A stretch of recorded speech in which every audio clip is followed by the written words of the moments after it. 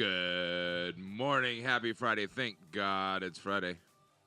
You're watching FunkShop TV right here on twitch.tv/FunkShop TV. I'm Biggz. Throwing on the headphones is Shawn. Shawn, you look nice today again. I do. Yeah, the shirt and tie. You got a job interview or You're playing somebody in the background. What?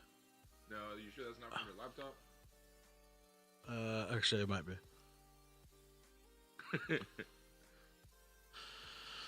I was like, what's going on? Yeah, that's I not couldn't on my even hear side, myself. There we go. I was about to go check our audio levels. I was working on it. Dreamer 503. What up? You haven't been around in a while. Where you been? Hope everything is well. Thank you for subscribing again. Appreciate that. Much love.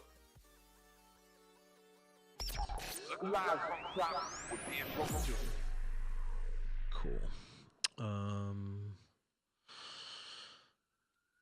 Now I can go and actually check the audio levels. Yeah. Putting in them hours, stacking your chips. I'm not mad at that. Definitely not mad at that. Okay. I think we're good now. We good? I think so. Okay. For now. Okay. Until something else breaks. That's Friday. Did you hear about the transgender female? Hey, thanks for the host. Appreciate the love. The transgender that took an axe to two people in a 7-Eleven. What? A couple days ago, or maybe I think it actually happened maybe a month ago, but it's starting to make the news. I showed that video. Oh, yesterday? Day before or something? Yeah, I think.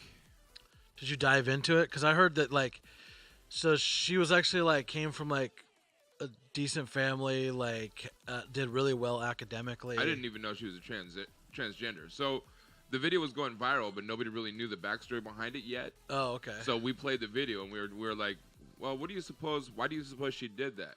And we came to the conclusion that she was a stripper, and they went into the strip club and were throwing dimes and making it hail, so she got pissed off. So I've seen a couple of podcasts that talking about it recently. Oh, missed you.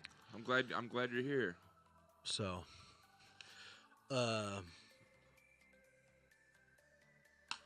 take this off. I'm gonna try to find that. Yeah, so I guess she was. Oh, she's in Sydney? Yeah, she's not even from the U.S. Oh shit. And bro, she's a transgender? Yeah. Man, I never would have guessed from this cam. They showed a bunch of her or regular pictures, like she's an attractive female. If you didn't know she was a transgender, you'd be like, oh. Yeah, okay. I mean the photo that's on here of her walking in the store with an axe in her hand isn't the best, but. So I forget why she did. I think she got something about a breakup or somebody. No, I think the story is, from what I've gathered recently, is somebody that she knew or something committed suicide, so she just snapped. Oh. From what I've gathered, so. Oh. Yikes. So, she just, yeah, it's crazy. So, was it random? She didn't know the guys? No, she had no idea who they were. Oh, snap. She, attacked 3 people. Oh, snap. Yeah. That's I'm surprised crazy. you couldn't tell that she was a tranny from that, because that video, she's, big. Oh, she looked burly, but I just figured she was, I don't know, some... Yeah. I don't know how... Scandinavian woman. I don't know how they're going to deal with that in that country. I think it's, Australia, I think is where it happened. Something like that. Yeah, pretty crazy. So the article that I found now is Sydney axe attacks woman jailed for wounding 7-Eleven customers. A transgender woman who randomly attacked 2 people with an axe in an Australian convenience store has been jailed. Evie Amati, 26, seriously wounded the man and woman at a 7-Eleven in Sydney in January of 2017. She swung her axe at a third customer but didn't injure him. Armati pleaded not guilty on mental health grounds at a trial last year, but a court rejected her argument. On Friday, a judge sentenced her to a maximum 9 years in prison. The risk of death was high in each case, and the fact that death did not occur was entirely a matter of good fortune, Judge Mark Williams told the New South Wales District Court. The court heard that Amati had been out of her mind after consuming drugs, alcohol, and prescription medication. She testified that her mental health had declined prior to the attack, and she began taking hormones to transition from male to female. However, a jury rejected her lawyer's argument that she was suffering from mental derangement. Security footage played during the trial showed Amati approaching her first victim, Ben Rimmer, as he waited to buy a meat pie. After a brief conversation, she struck Mr. Rimmer in the face. He was knocked to the ground with a 4-inch facial wound and fractures. She then attacked the second victim, Sharon Hacker, near the floor, fracturing a woman's skull. Amati turned on the third customer, Shane Redwood, but he shielded himself using his backpack. She was arrested shortly after. Jeepers. So when I first saw that, that was super hard to watch. I was like, it made my stomach turn. When the axe connected with the first guy's face? Mm-hmm. Yeah, me too. It was like... Me too. I was like, how is this that? I thought to myself, that dude that got hit, I was like, because I didn't know the backstory when I first saw the video originally. I saw the video originally 4 days ago, maybe 3-4 days ago, and I was like, oh man, that's insane.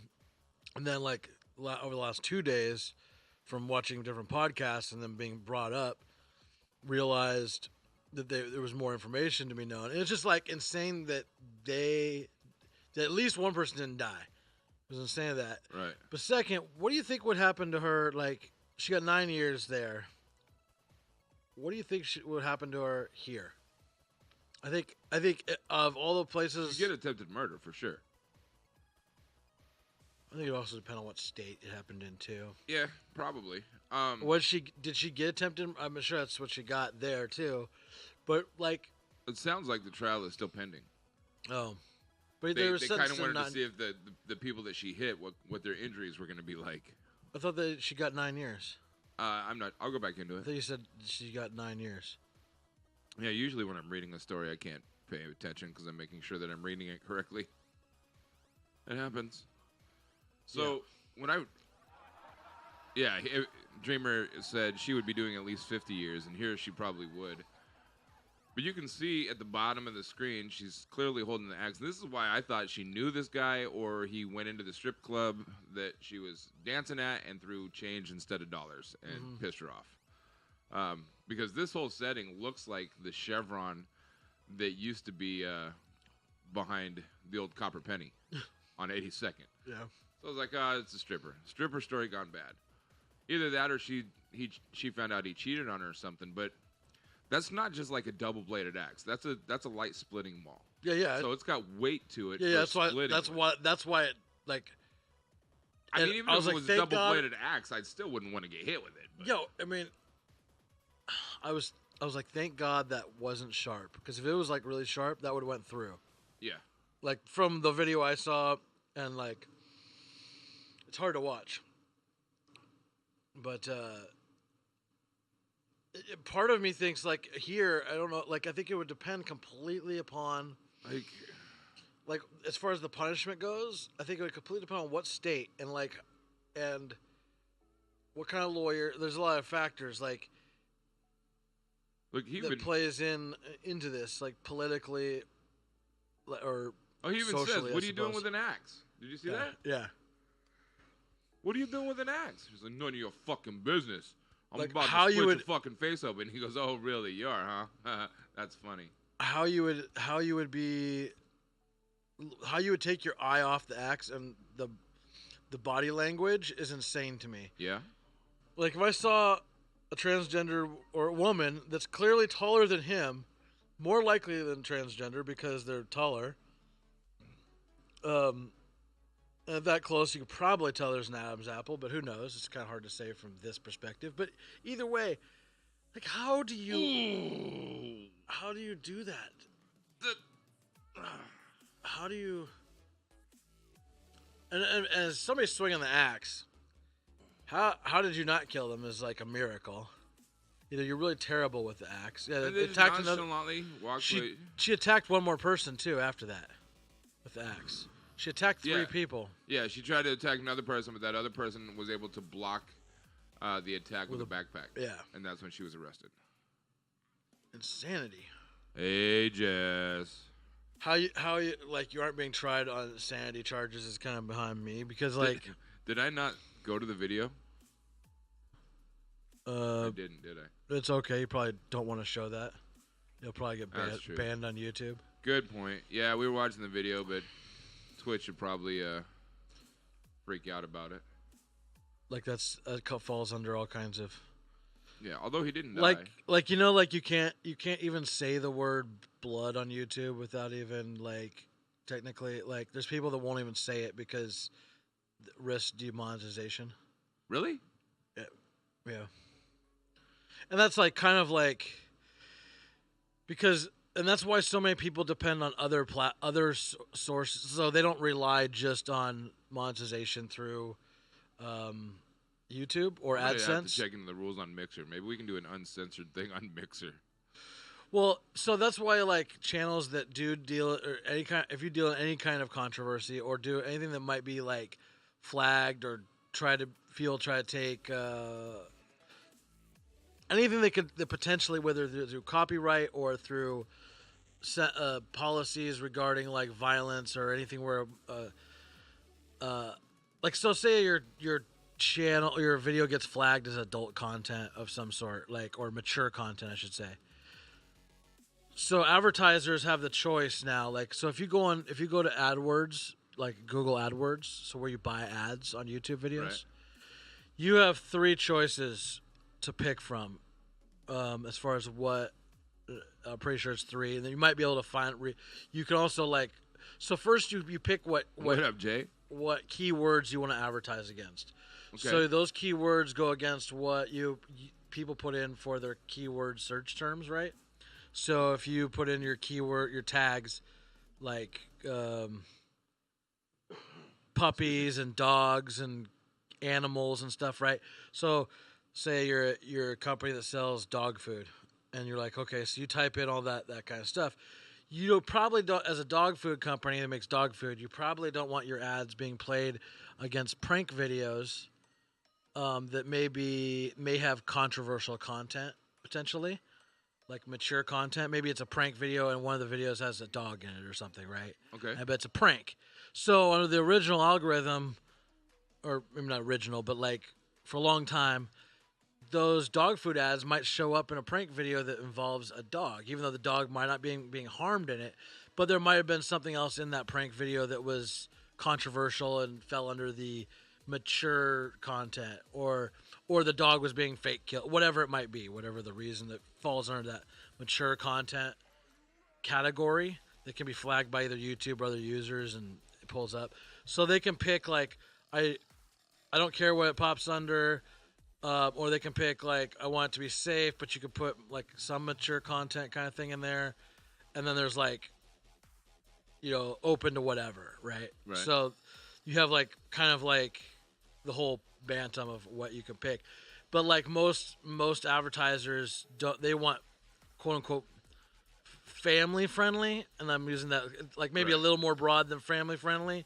Like, I think most advertisers are, like, they don't necessarily need it to be on Disney type of content. No, but like FCC TV, like today's modern television. Something like that, yeah. You know what I mean? There's a lot of public television stuff that definitely wouldn't be on the air 20 years ago. So, like, because YouTube has dealt with, quote-unquote, 3 adpocalypses over the last 5 years or so, meaning major advertisers are pulling out money from YouTube over and over again because of outrage created by mainstream media pointing out things within YouTube that might be controversial. So like the hanging video, right? Or other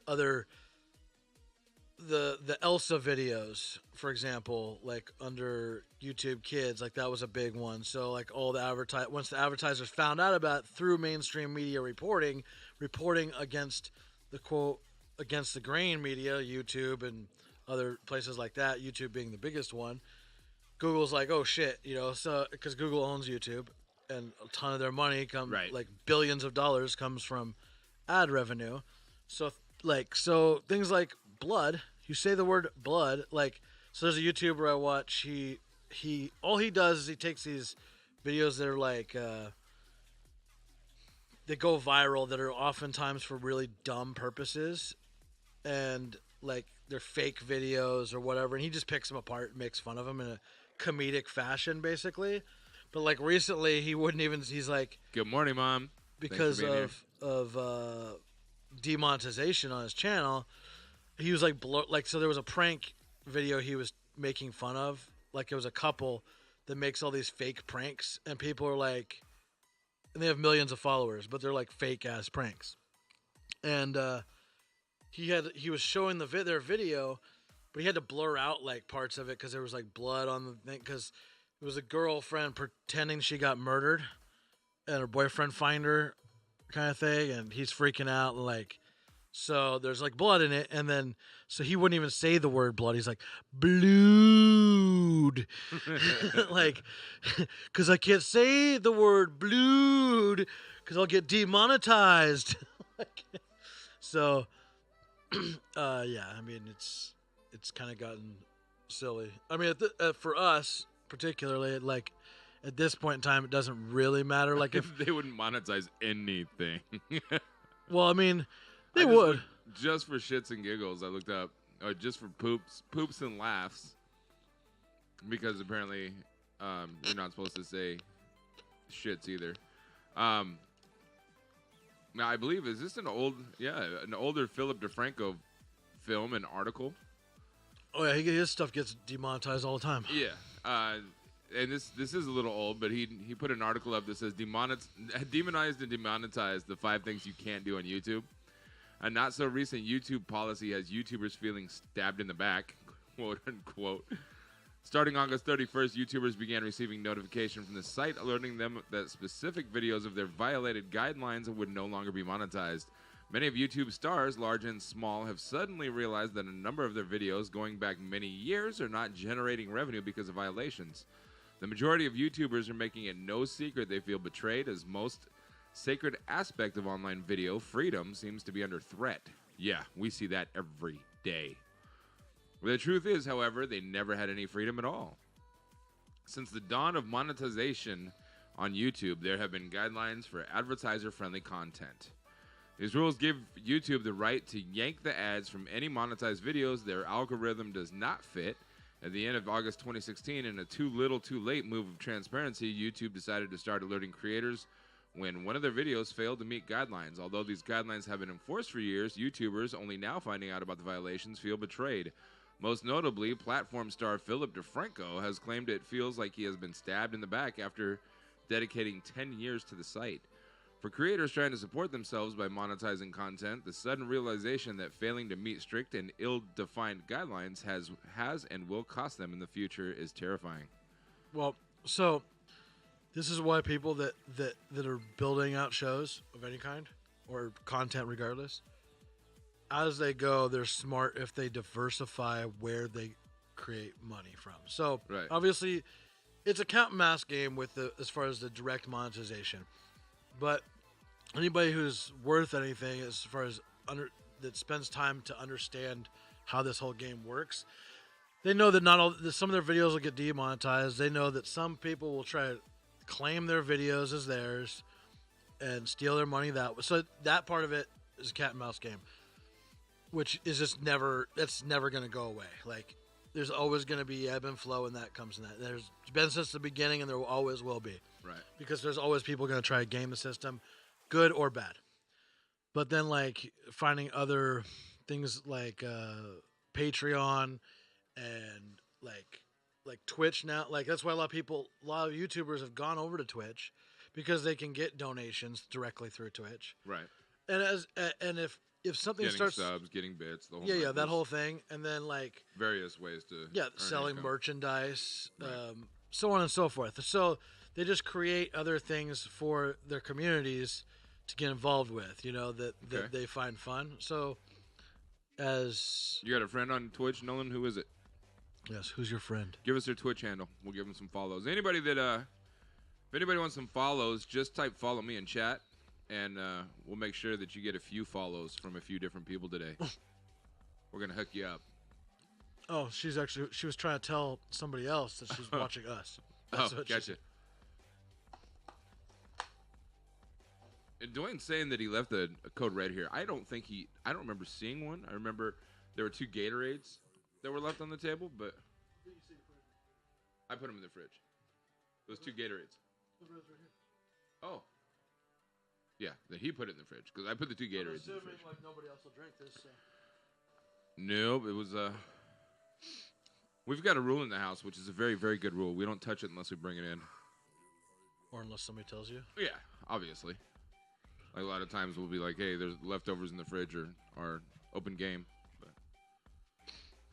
other than that, Nolan said, where did my background go? You know, in order to have my background, my Public Enemy banner behind me, I had to have it really, really close to me. So I didn't have a whole lot of room to move around. So I just decided I wanted to just get it out of the way. And try to arrange my shelving behind me so it's not so cluttered. You can see it's still packed full of stuff. That's what shelves are for. I just rearrange stuff so it looks a little more eye-pleasing than just a bunch of random shit thrown on the shelf. So hopefully it's not too distracting. You can see my Funko Pops. I have a couple. He has a few billion. I wish. If I had a few billion. Why? That'd be like a whole lot of wasted space. It would be, but it would be fun to do a lot of giveaways. Like, we're giving away a Funko Pop every 5 minutes. Right. That would be fun. It would cost a lot in shipping, but it would be fun. Matt said, I can't wait to stop by after work. Got a gift for you, Shawn. Is it a naked cheerleader? Maybe he got you a sex doll.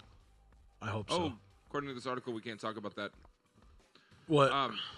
So this article, back to the article, says, what can't you do on YouTube when monetizing content? Number 1, drugs are bad, okay? You can't promote drugs and regulate substances, including selling, use, and abuse of such items. Well, so marijuana comes into a funny section on that regarding YouTube. Depends on what state you're in. Yeah, that makes sense.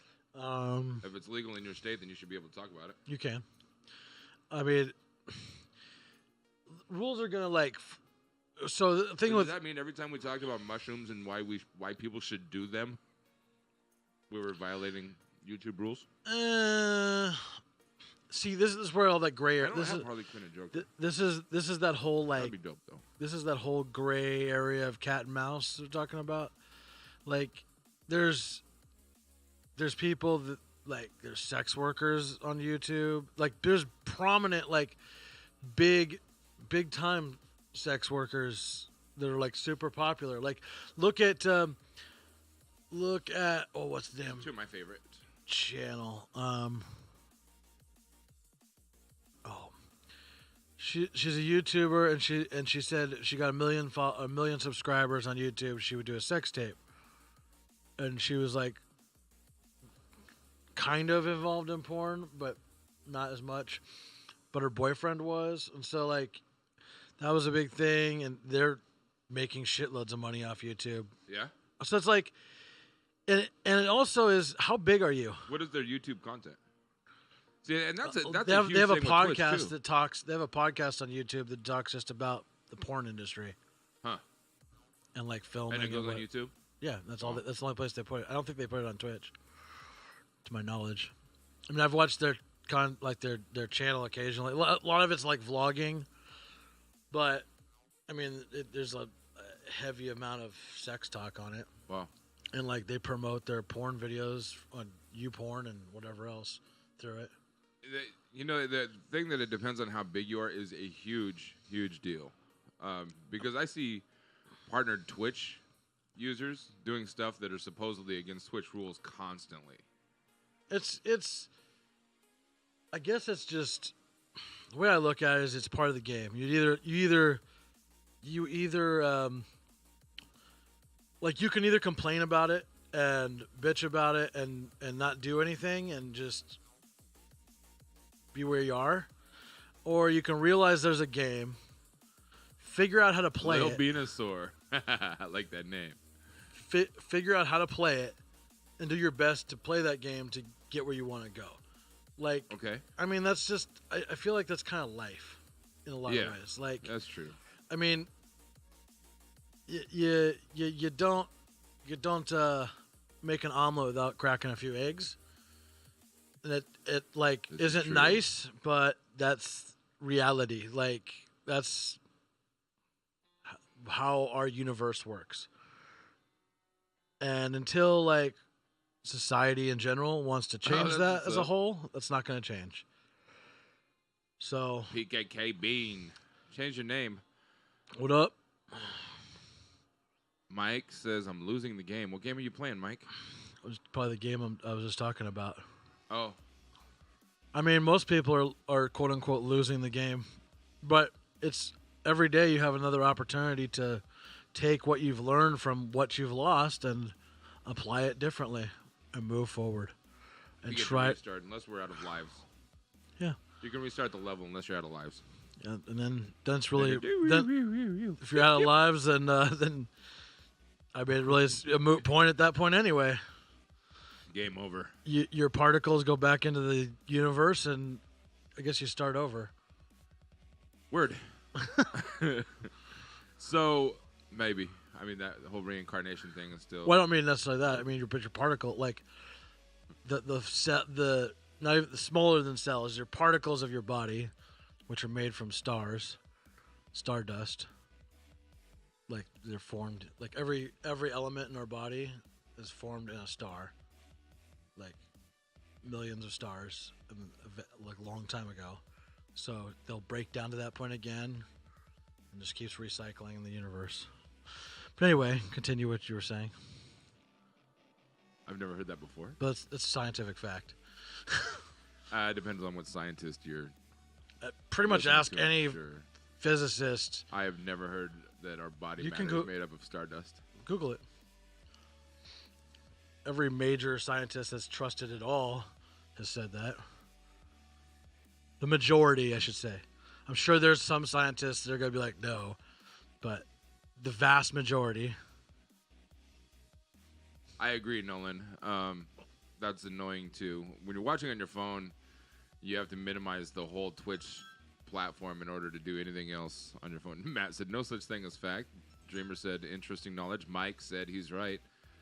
I don't want to argue whether or not anybody's right or wrong. I'm sure that there's just a lot of people that say a lot of different things. If you look it up on Google, it says the particles we're made of, and 99% of your body is made up of atoms of hydrogen, carbon, nitrogen, and oxygen. Which are formed in stars. You also contain much smaller amounts of the other elements that are essential for life. But where'd those come from? Stars. That's how our planet got here.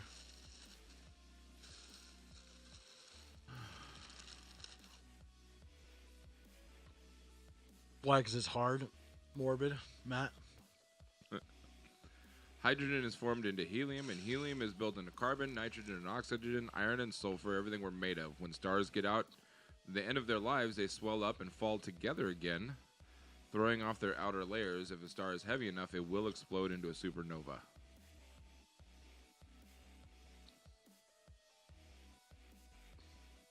Yeah, I think this is kind of the science versus evolution, and there's plenty of evidence on both sides of the fence. So, at this Science point, versus evolution?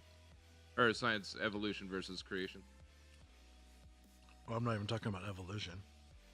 I mean, I sort of am, but Well, wouldn't it kind of have to be?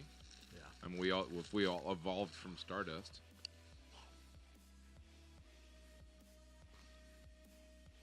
For decades since popularizers have said humans are made of stardust, and now a new survey of 150,000 stars shows just how true the old cliche is. Humans and their galaxy have about 97% of the same kind of atoms, and the elements of life appear to be more prevalent towards the galaxy's center, the research found.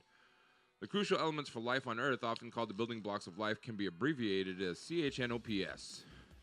Carbon, hydrogen, nitrogen, oxygen, phosphorus, and sulfur. For the first time, astronomers have cataloged the abundance of these elements into a huge sample of stars.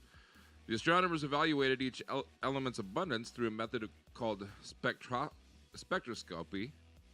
Each element emits distinct wavelengths of light within a star, and they're measured the depth of the dark and bright patches in each star's light spectrum to determine what it's made of. The researchers used stellar measurements from the Sloan Digital Sky Survey's Apache Point Observatory Galactic Evolution Experiment spectrograph in New Mexico.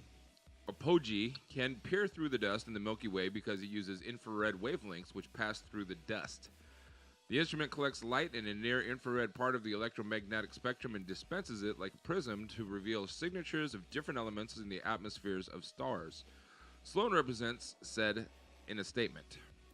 A fraction of almost 200,000 stars surveyed at Apogee overlap with a sample of stars targeted by the NASA Kepler mission, which was designed to find potentially Earth-like planets, the statement added. The work presented today focused on 90 Kepler stars that show evidence of hosting rocky planets and which have also been surveyed by Apogee. Although humans share most elements with the stars, the proportion of those elements differ between humans and stars. For example, humans are about 65% oxygen by mass, whereas oxygen makes up less than 1% of all elements measured in space, such as the spectra of stars. Yeah, but carbon is I think the third largest or third most abundant element. And that's what we're based on, carbon. If I remember right. I think it's third most, second or third. The proportion of each element of life differed depending on the region of the galaxy in which it was found. For example, the sun resides on the outskirts of one of Milky Way's spiral arms. Stars on the outskirts of the galaxy have fewer heavy elements required for life's building blocks, such as oxygen, than those in mere central regions of the galaxy.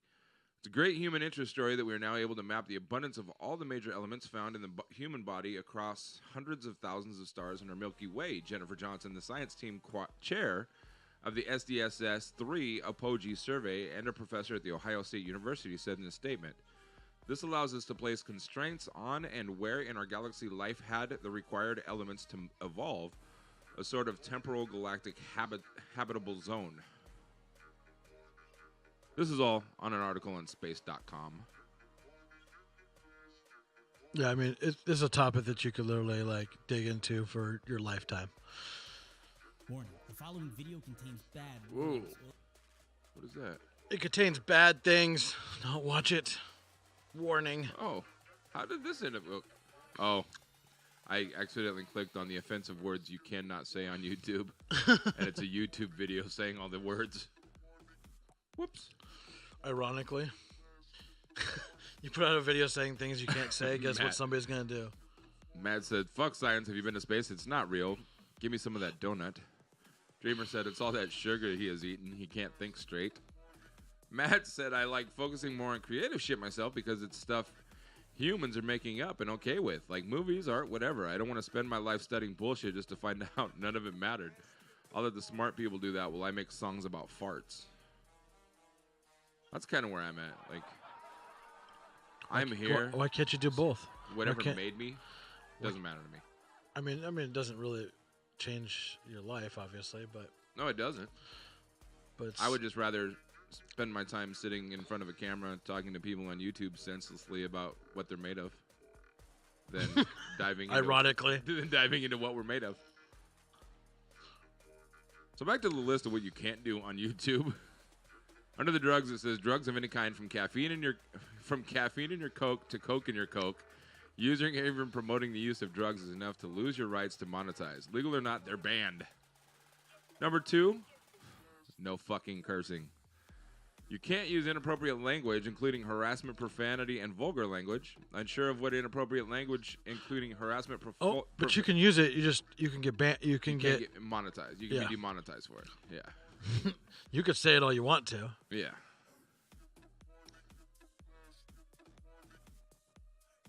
Hey, what up, D? Double D. We got a dose of double D this morning. You can't use inappropriate language, including harassment, profanity, and vulgar language. Unsure what inappropriate language, including harassment, profanity, and vulgar language looks like? Take a gander at literally any YouTube comment section. This gives YouTube ultimate power, as inappropriate language is inappropriately subject term. What constitutes inappropriate language is not defined, meaning YouTube can claim just about any word may be vulgar or harassing. So if you comment with something that has a vulgar word, will YouTube automatically take it down? No. I've never had a comment taken down for cussing. Huh. Because I swear I've left comments before and the comments have disappeared immediately. Well, what sometimes what will happen is it'll just get flagged. I mean, like the algorithm will flag it, but the comments leave the smart still. Shit to me. I'm the artistic guy too. I still believe the Bible is real. It'll get flagged, but the creator has the option to, put it up or not. Gotcha.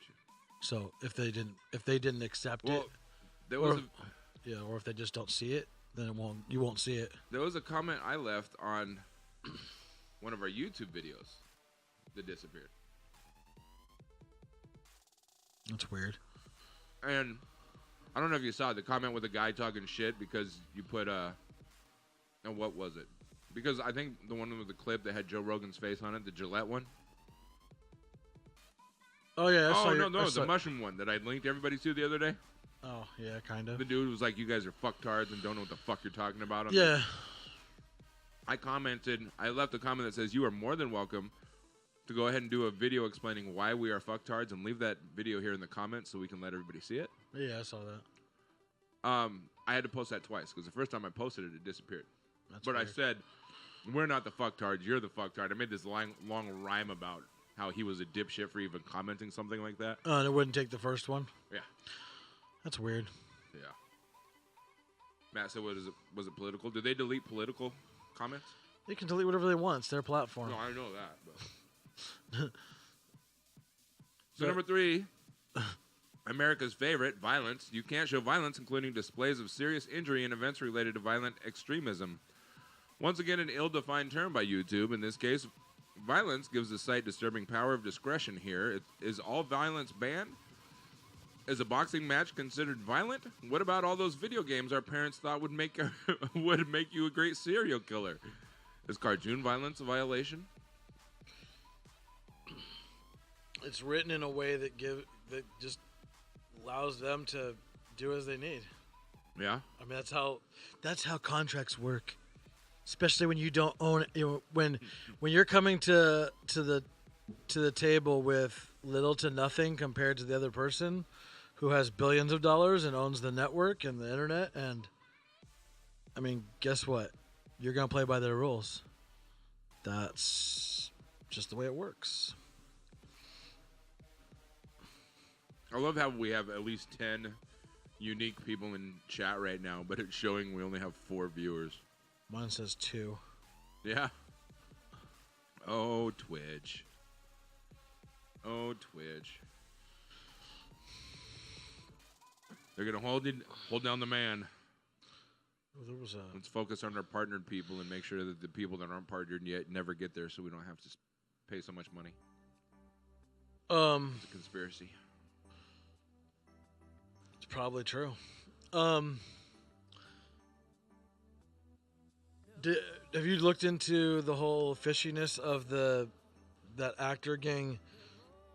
Actually, I think we touched on it briefly. The actor gang, the rope noose around his neck, and you know what I'm talking about. No, we went over the main story. Yeah, so I mean, there's been kind of like sort of updates on it over the last few days. I have been definitely paying attention, and I'm. It just seems super fishy, like because there's no evidence that I've ran across of what I've been watching. That according to the latest stuff I've seen, the police have found no evidence of anyone doing anything to him. Yeah, I've been seeing that too. And so it kind of makes you go, well, do we have like another one of those cases of like the girl that threw acid on her own face kind of thing? Is this another one of those? Is this some political agenda behind making this fake situation? Or if it is fake? And our follower goal is way off. It's about 100 off. Our follower goal on what? Which one? On the screen. Oh, our viewer? Yeah. viewer count. Well, no, not only no, that, no, the I'm follower goal. on Twitch. Yeah. Down the bottom right-hand side of the stream. Oh, I'm not looking at it. It says 211. Our current followers is 211. What we have probably 311 now. I don't know, but I'm in our dashboard right now, trying to 333. give some diamonds to some people, and it's not letting me. Like, it's not finding half these people. It's like a Like month. typing in behind. JD's name, it is not saying no user found. Oh, is he in stream right now? Yeah. Where? He was earlier. I don't know if he's still here. Corruption is back. Oh. I didn't see him. But yeah, I just found the Empire show, yeah. The guy from the Empire show. Duane, you got your diamond. Hammer, you got your diamond. Nolan, you got your diamond. Oh, there's JD. Is he still here? Yeah, Oh, yeah. he's like, yeah, I'm Oh, here. yeah, he's got a diamond. You're good. And JD says, sup, Rainey? Sup, Rainey? Yeah. Oh, so, this guy. Not this guy. so it just seems very convenient, this... like, it's kind of weird. But he was in a Subway, right? Like, not a Subway sandwich shop, but a Subway? Or was he in a Subway sandwich shop? It was a Subway sandwich shop. Okay. Yeah, he had just got home, got off the plane, went to Subway, and walking to And this is in New York? Chicago. Chicago, yeah. So it's almost the same thing. I don't know about Oh, I you, wish I could play but have you this. ever been to a Subway restaurant without cameras? No. Yeah. Okay. Well, so, they do have camera footage. Apparently, they said something like 2,000 hours of camera footage from various locations that they're trying to review. And so far, they have 2 people that may be people of interest, but there is no sign of any attack on any of this camera footage yet. yeah, it seems a little fishy. It seems a little fishy. A A little fishy to me. All I'm saying. My nose is out going, if I was a bloodhound, I'd just be like... We're talking about the Jesse Smollett attack. Well, you're really out of it, aren't you, Tom? You're really behind. So a few days ago, Jesse Smollett, the actor from Empire, he is gay. About 10 days ago, 12 days ago now, he received a letter. And actually, the letter has definitely been confirmed because it was sent to Fox Studios. So let me find the picture of the letter. It's live, yes. What's up? What? Takashi 6ix9ine is bending over backwards for the feds, which I don't blame him. Like, his pretty little ass will get torn up in jail. But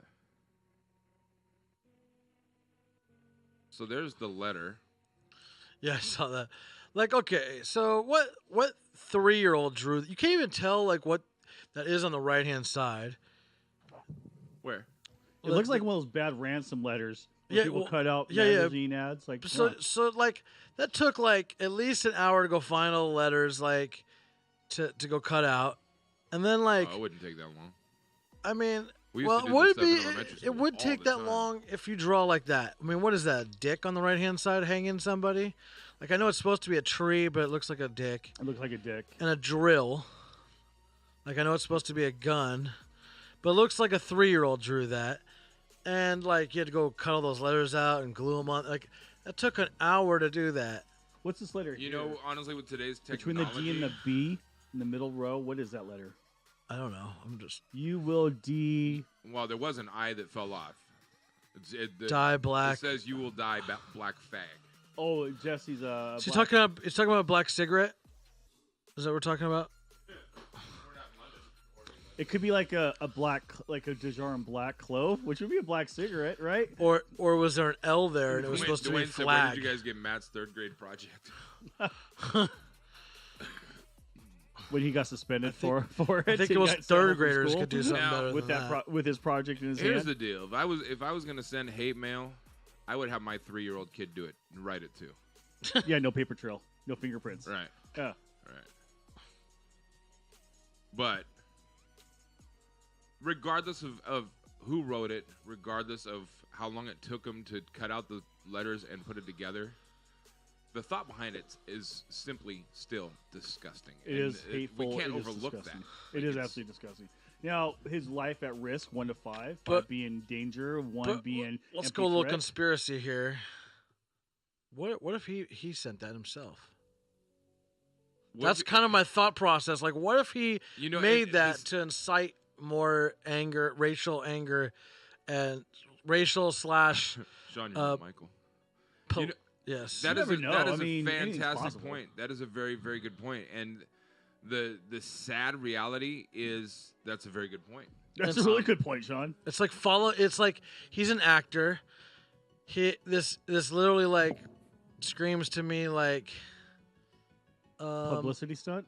Well, no, like he doesn't want it to come back on him, obviously, but I think like he wants attention on himself and his career, like so this could be a way for him to get attention for him and his career. Maybe drive home some political See, things. Maybe Maybe. It's you possible. know, like like I could totally see somebody, and like let's be honest, like a lot of actors are not like all there all the time, you know. Some of them are kind of a little so Right. I mean it's not out of the realm of possibility. This dude, it's like what a great way to try to throw him off. Well- Like if I just glue these pieces of paper here and draw a penis See, looking Duane tree. said, I don't think Jesse would do that, though. Of course, I don't know him, and that's a very good point. I don't think he would do that either, but none of us really know the guy. Yeah. In fact, there are people that we know that do off-the-wall shit once in a while. We're like, man, I never would have expected him to do that. JD said he's not that type of person. We can think he's not that type of person, but unless you really know the guy, And even if you did, yeah, we don't know. You don't know, and but anything like that should not be overlooked either. Right. You know, it's even when someone like your friend keeps saying they want to kill themselves. Usually when people talk about suicide, they're not gonna. But on the other hand, that one time you ignore their cry for help is when they do it. Well, So, and I know that's, apples that's a to very orange- good point. No, apples to it's orange, not but apples to still- oranges. That's a very good Do you point. think so? I think it is. I'm starting off hot. I've been here 5 minutes and I actually got one good God. point in. I can go 3 hours without having shit. So that's a good point. Thank you. Well, he's going to talk to himself for 2 of those 3 hours. Like a crazy person, yes. You know, after that letter was sent, Fox offered Jussie security, round-the-clock security. He turned it down. He said no. yeah, that could be for any reason though. Hey, Jeff, what up, chicken fucker? Big chicken fucker. Yes. Oh my god, I did not get the We- chicken yesterday. I'm sorry. I know you didn't. I I'm know. getting it for dinner tonight. Jess is stopping by and getting me some after she gets off work. No kidding. What time she got for work? Don't worry about it. No, worry about it. I'm not sharing with you again. Again? Yeah. You're not No going to come shit. over and eat half my fucking meal What again. if I bought it? Well, she's going there straight from work, so you better call her and do something about it, unless you go get your own. Or a $20 bill in my You pocket. can go get your own. You guys Well, are- if that's the case, you guys are family. you should probably let her know that she needs to get more than just me and her. No, I'll probably go do yoga like a crazy person. She's Talk not to off till himself for 2.5 4:45 hours. anyways. She's not off till 4:45 anyways. Dwayne said, I remember watching him on YouTube years ago before he got his Empire contract. Super talented. I hope he didn't do it or no, he wasn't involved in the making of this story. Matt said, I should have done some fat hate crime against myself after Catfish. This is why I didn't get famous. Matt? I'm going to leave that alone. Jeff said, dude, the lighting without the Public Enemy flag is so much better. Good. I don't like, because you can see right here a shadow line because my lighting is behind a monitor, but we're going to work on fixing that. We're actually going to build a trussing over the table within the next week or two so we can rearrange lighting and make it all cool. So, but I'm glad it's more eye-pleasing at least. So this article that was just released, an update on TMZ, Jussie Smollett turned down extra security days before the brutal attack. Empire star Jussie Smollett didn't want to be encumbered by an entourage of bodyguards when he wasn't working, despite an offer by Fox a week before the brutal attack. Sources close to the situation tell us security for the Empire cast was increased last week after Fox Studios in Chicago received that threatening homophobic letter addressed to Smollett. Wait. So he got that letter before this attack? Yes. Like So 8 that days makes it before. even more fishy now in my mind. 8 days before. I thought it was like after that. No. So that like screams to me. Oh man, that definitely like screams. How convenient like that you get that and then you get attacked. Where's no cameras? What are they? Just out of curiosity, man, I hate to chase these. Like usually, I'm okay chasing conspiracy theories, but when it's something this serious, I hate the fact that that's what America has come to. Like this happens so often that we can't help but question it. We can't help but question the validity. People want attention. I mean, Jeff said Newegg has 2 umbrella lights for $40. I think Shawn has a few umbrella lights. We just don't want to put them up because they're huge. I do not have umbrella lights. You don't have them anymore? No. If I was going to do that kind of lighting, I would go with box lights anyway. Didn't you have umbrella lights? You used to. I did, yeah. Yeah. Yeah, I wouldn't want umbrella lights in here. They take up too much room. Well, box lights take up even more room, but they take up a little bit more room, but they usually sit above you. Yeah. So you'd mount them up, but like for space reasons, because we don't have a ton of space, it'd be better to use cans and then put those like we saw Diffusers. Just some diffusing Yeah. over it. Wax paper. Yeah, and that'll give a cleaner, softer looking light without taking up nearly as much space. And that way it also isn't super blinding, so you could put up a few more of them. Yeah. Anyway. Yeah, we're gonna rearrange a few things over the next few weeks and try to make it look even better. I think for what it is, I think it's golden. Those are just joining us on my Facebook Live video. We don't care about your Facebook Live we video, do Tom. do give a shit about Mute the him. Facebook Live video Mute him, because please. they're going to be Twitter viewers in just a second. Don't mute me. $5. You mean Twitch viewers? We're not even on Twitter, first of all. And second of all, the whole purpose for us doing this on Twitch is so we can drive all the traffic. The whole purpose for having multiple personalities on this is so the multiple personalities combine fan bases all into one place. So if you're distorting fans and you can't combine them into one place, you no longer need to be on this panel. I'm trying hard. Some of these people are actually converting to Twitch. Do I look serious to you? Very much not so. You don't know me very well. I've only known you like 25 years. Sean, give me the axe. I'm gonna I'll put on the sombrero in just a minute. I like your Superman hat, by the way. Sources- And the tie, I hate it. that's sexy though. Superman hat and a tie, Sean, looking good, buddy. Did you lose weight too? No, I gained 50 pounds. Because I'm just kissing ass to the other guy that runs this show because I'm not getting any traction with Shawn or with DJ Biggz. I don't even know your name anymore. Sean hates you more than I do. Sources I close know to you the both situation. hate me, but somehow I just Will you keep mute breaking him? in. I keep breaking in. I want to here. get through this. This is part of the reason why our 1.5 hour podcast from before turns into 4 hours because I can't even get through a fucking story. All right, go through it. Sources close to the situation tell us security for the Empire cast was increased last week after Fox Studios in Chicago received a threatening homophobic letter addressed to Smollett. See, I already read that part, but I didn't realize I already read that part because I was rudely interrupted. We're told Fox made the call to beef up security for everyone on set and wanted to give Jussie additional protection around the clock, but he declined. Our sources say he made the decision to not have extra security during off hours because it was an intrusive way of living. We broke the story. The actor was brutally attacked by 2 men in Chicago after he arrived late Monday from New York and made the 2 a.m. run to Subway for food. The 2 men, both white and wearing ski masks, beat Jussie, put a rope around his neck, and poured bleach on him. After they left the injured actor, the men screamed, "This is MAGA country."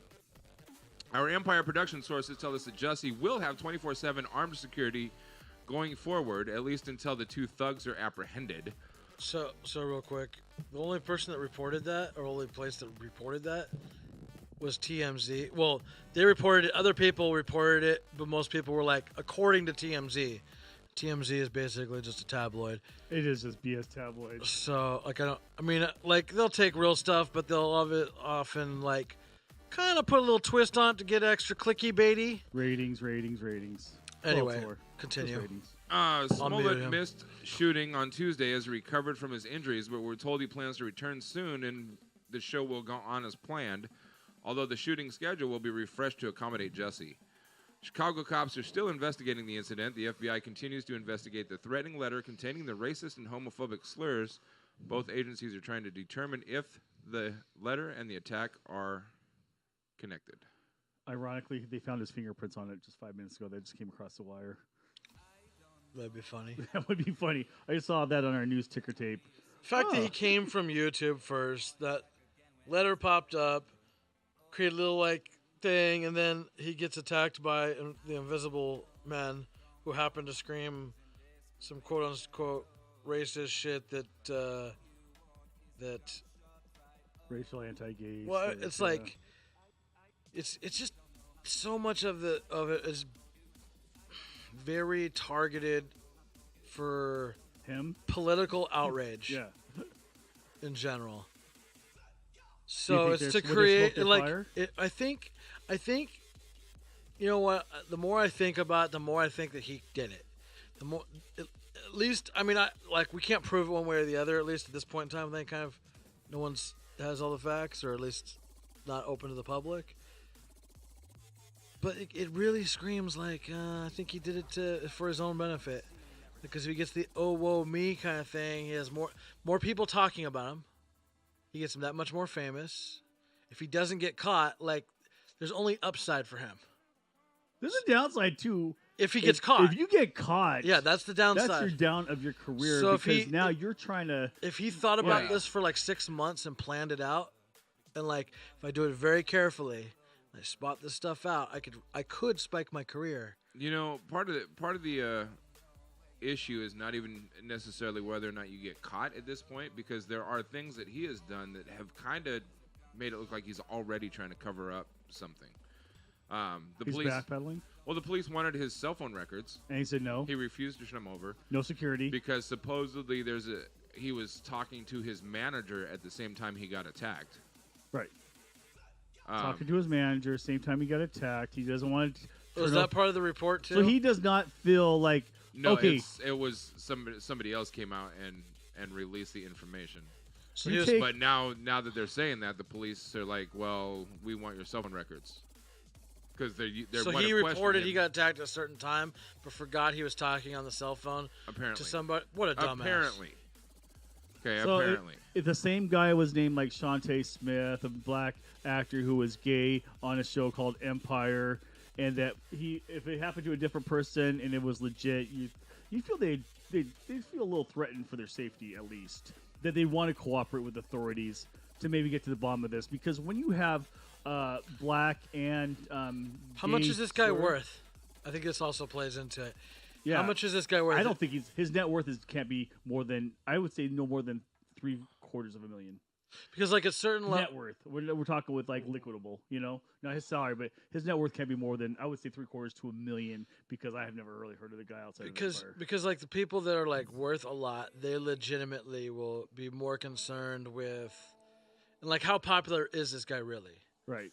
Because like somebody like Philip DeFranco has security with him all the time because he's dealt with shit, and like he's not on TV, like I mean he's worth millions, but So there's officially a photo that the police have released with persons of interest in the attack. the They're all number gay one black is men. Matt Lowe. Police They're all gay and identify- black. Yeah. Police And- identify persons of interest in Jesse Smollett's attack, asking for public's help. This is So the number police one. haven't identified them. That obviously they have a picture. Can we see it? Detective, I'm waiting for it to pull up. Calm the fuck down, dude. Calm down. Is it a picture of Calm down, downtown, Tom. Matt Lowe? Jesus. Somebody give this guy a laxative. I hope these Werthers have laxatives. I think they do. I'm gonna start dipping him in They laxative. should. We'd all lose. So here's the picture. The police are looking. Swear to Look at that God. stick figure sketch artist. This Is that the Slender Man on the right there? This is the photograph of the persons of interest in the Jesse Smollett attack. That's Two guys definitely. walking the snowy streets of Chicago, Illinois. That's So, beautiful. It's the Slender Man on the right and Matt Lowe on the left. Solve the case. It looks like a guy in a kind of a khaki suit and a guy in jeans and hoodie. I mean, it could be anything. from these shadow- YouTube. Yeah. Well, With no. blackface on No. Depends on how far the camera is and what. Depends that could on- not be me and Shawn. It could be depending on what lens is on their camera. Well, yeah, if it's like a slimming lens, but if you and I walk down It's the not street, slimming lens. Certain like Sean, I'm kidding. okay. 'Cause there's like Calm, there's quit being actual so science behind. scientific. Our bodies are made out of star matter. Okay, can we just be hypothetical for a second? If you and I are walking down the street and somebody gets our silhouette, we're gonna look like a 10. You'll be the 1, I'll be the 0, because I am more roundular than both of these. But maybe if you put them together, it would be like my size. On a wide angle lens, yes. I am way more roundular than both of these guys. But if you put us like on like a 120 millimeter lens, We're gonna look like we're the same size. we'll look a lot thinner than we normally get do. those? But For the that show. means you will look thinner too. So Everyone will. proportionally, Yeah, How much are those? like depends on the quality of the lens. That's Can we get that's those for- JD said his net Yeah, worth you'll is be able to see- 500,000. you'll be able to see like all you'll be able to see is the 51 on the little thing there. Like you don't know what lenses work, do you? No fucking clue. The Wow, yeah. focal length Jesse is Smollett's net worth is 500,000. so he's not that rich, meaning and he's not I was guessing no more than $1 million. Yeah. and so like That's crazy. Crazy. I can just figure out what people's net worth's about. part of it like also part of that makes me feel like okay, well, if I was only worth 500,000, I'd be more like I think if a person that's worth $500,000 or less than a couple $1 million is less likely to like want to have security around them all the time than somebody who's worth 20 million or $100 million. Those are much more likely. Obviously, it has to do with fame and stuff too. So, but yeah, he's an actor, but he's not. He's relatively unknown. He's just starting to get known. So like that gives me the thing of like, well, he thinks like maybe I can even jumpstart my career more by getting more people to talk about me, make national news if I fake this hate crime. Like it just seems so perfect. I'm just saying. There's on CNN Entertainment, they have a whole breakdown of the up-to-date updates on this news story. So I'm just kind of scrolling down with them. He broke his silence. He wasn't talking about it at all, but apparently he did today. Jesse did. Yeah. All right. Good for him. Jesse Smollett has sent a message for his supporters. I'm okay. The Empire actor, whose statement was first published by Essence on Friday, said he was attacked in the early morning hours on Tuesday in what Chicago police are investigating as a possible hate crime. He hates himself. Smollett addressed his statement to the beautiful people. Let me start by saying that I'm okay, the actor said. My body is strong, but my soul is stronger. He went on to share his gratitude. More importantly, I want to say thank you, Smollett said. The outpouring of love and support from my village has meant more than I will ever be able to truly put into words. The star has also addressed speculation that he has been less than forthcoming with authorities and that his story has changed since he originally reported the incident. I am working with authorities and have 100% factual and consistent on every level, Smollett added. Good. Despite my frustrations and deep concern with certain inaccuracies and misrepresentations that have been spread, I still believe that justice will be served. Smollett said he was attacked by two people who were yelling out racial and homophobic slurs, according to police. Smollett plays a gay character on Empire and also identifies as gay.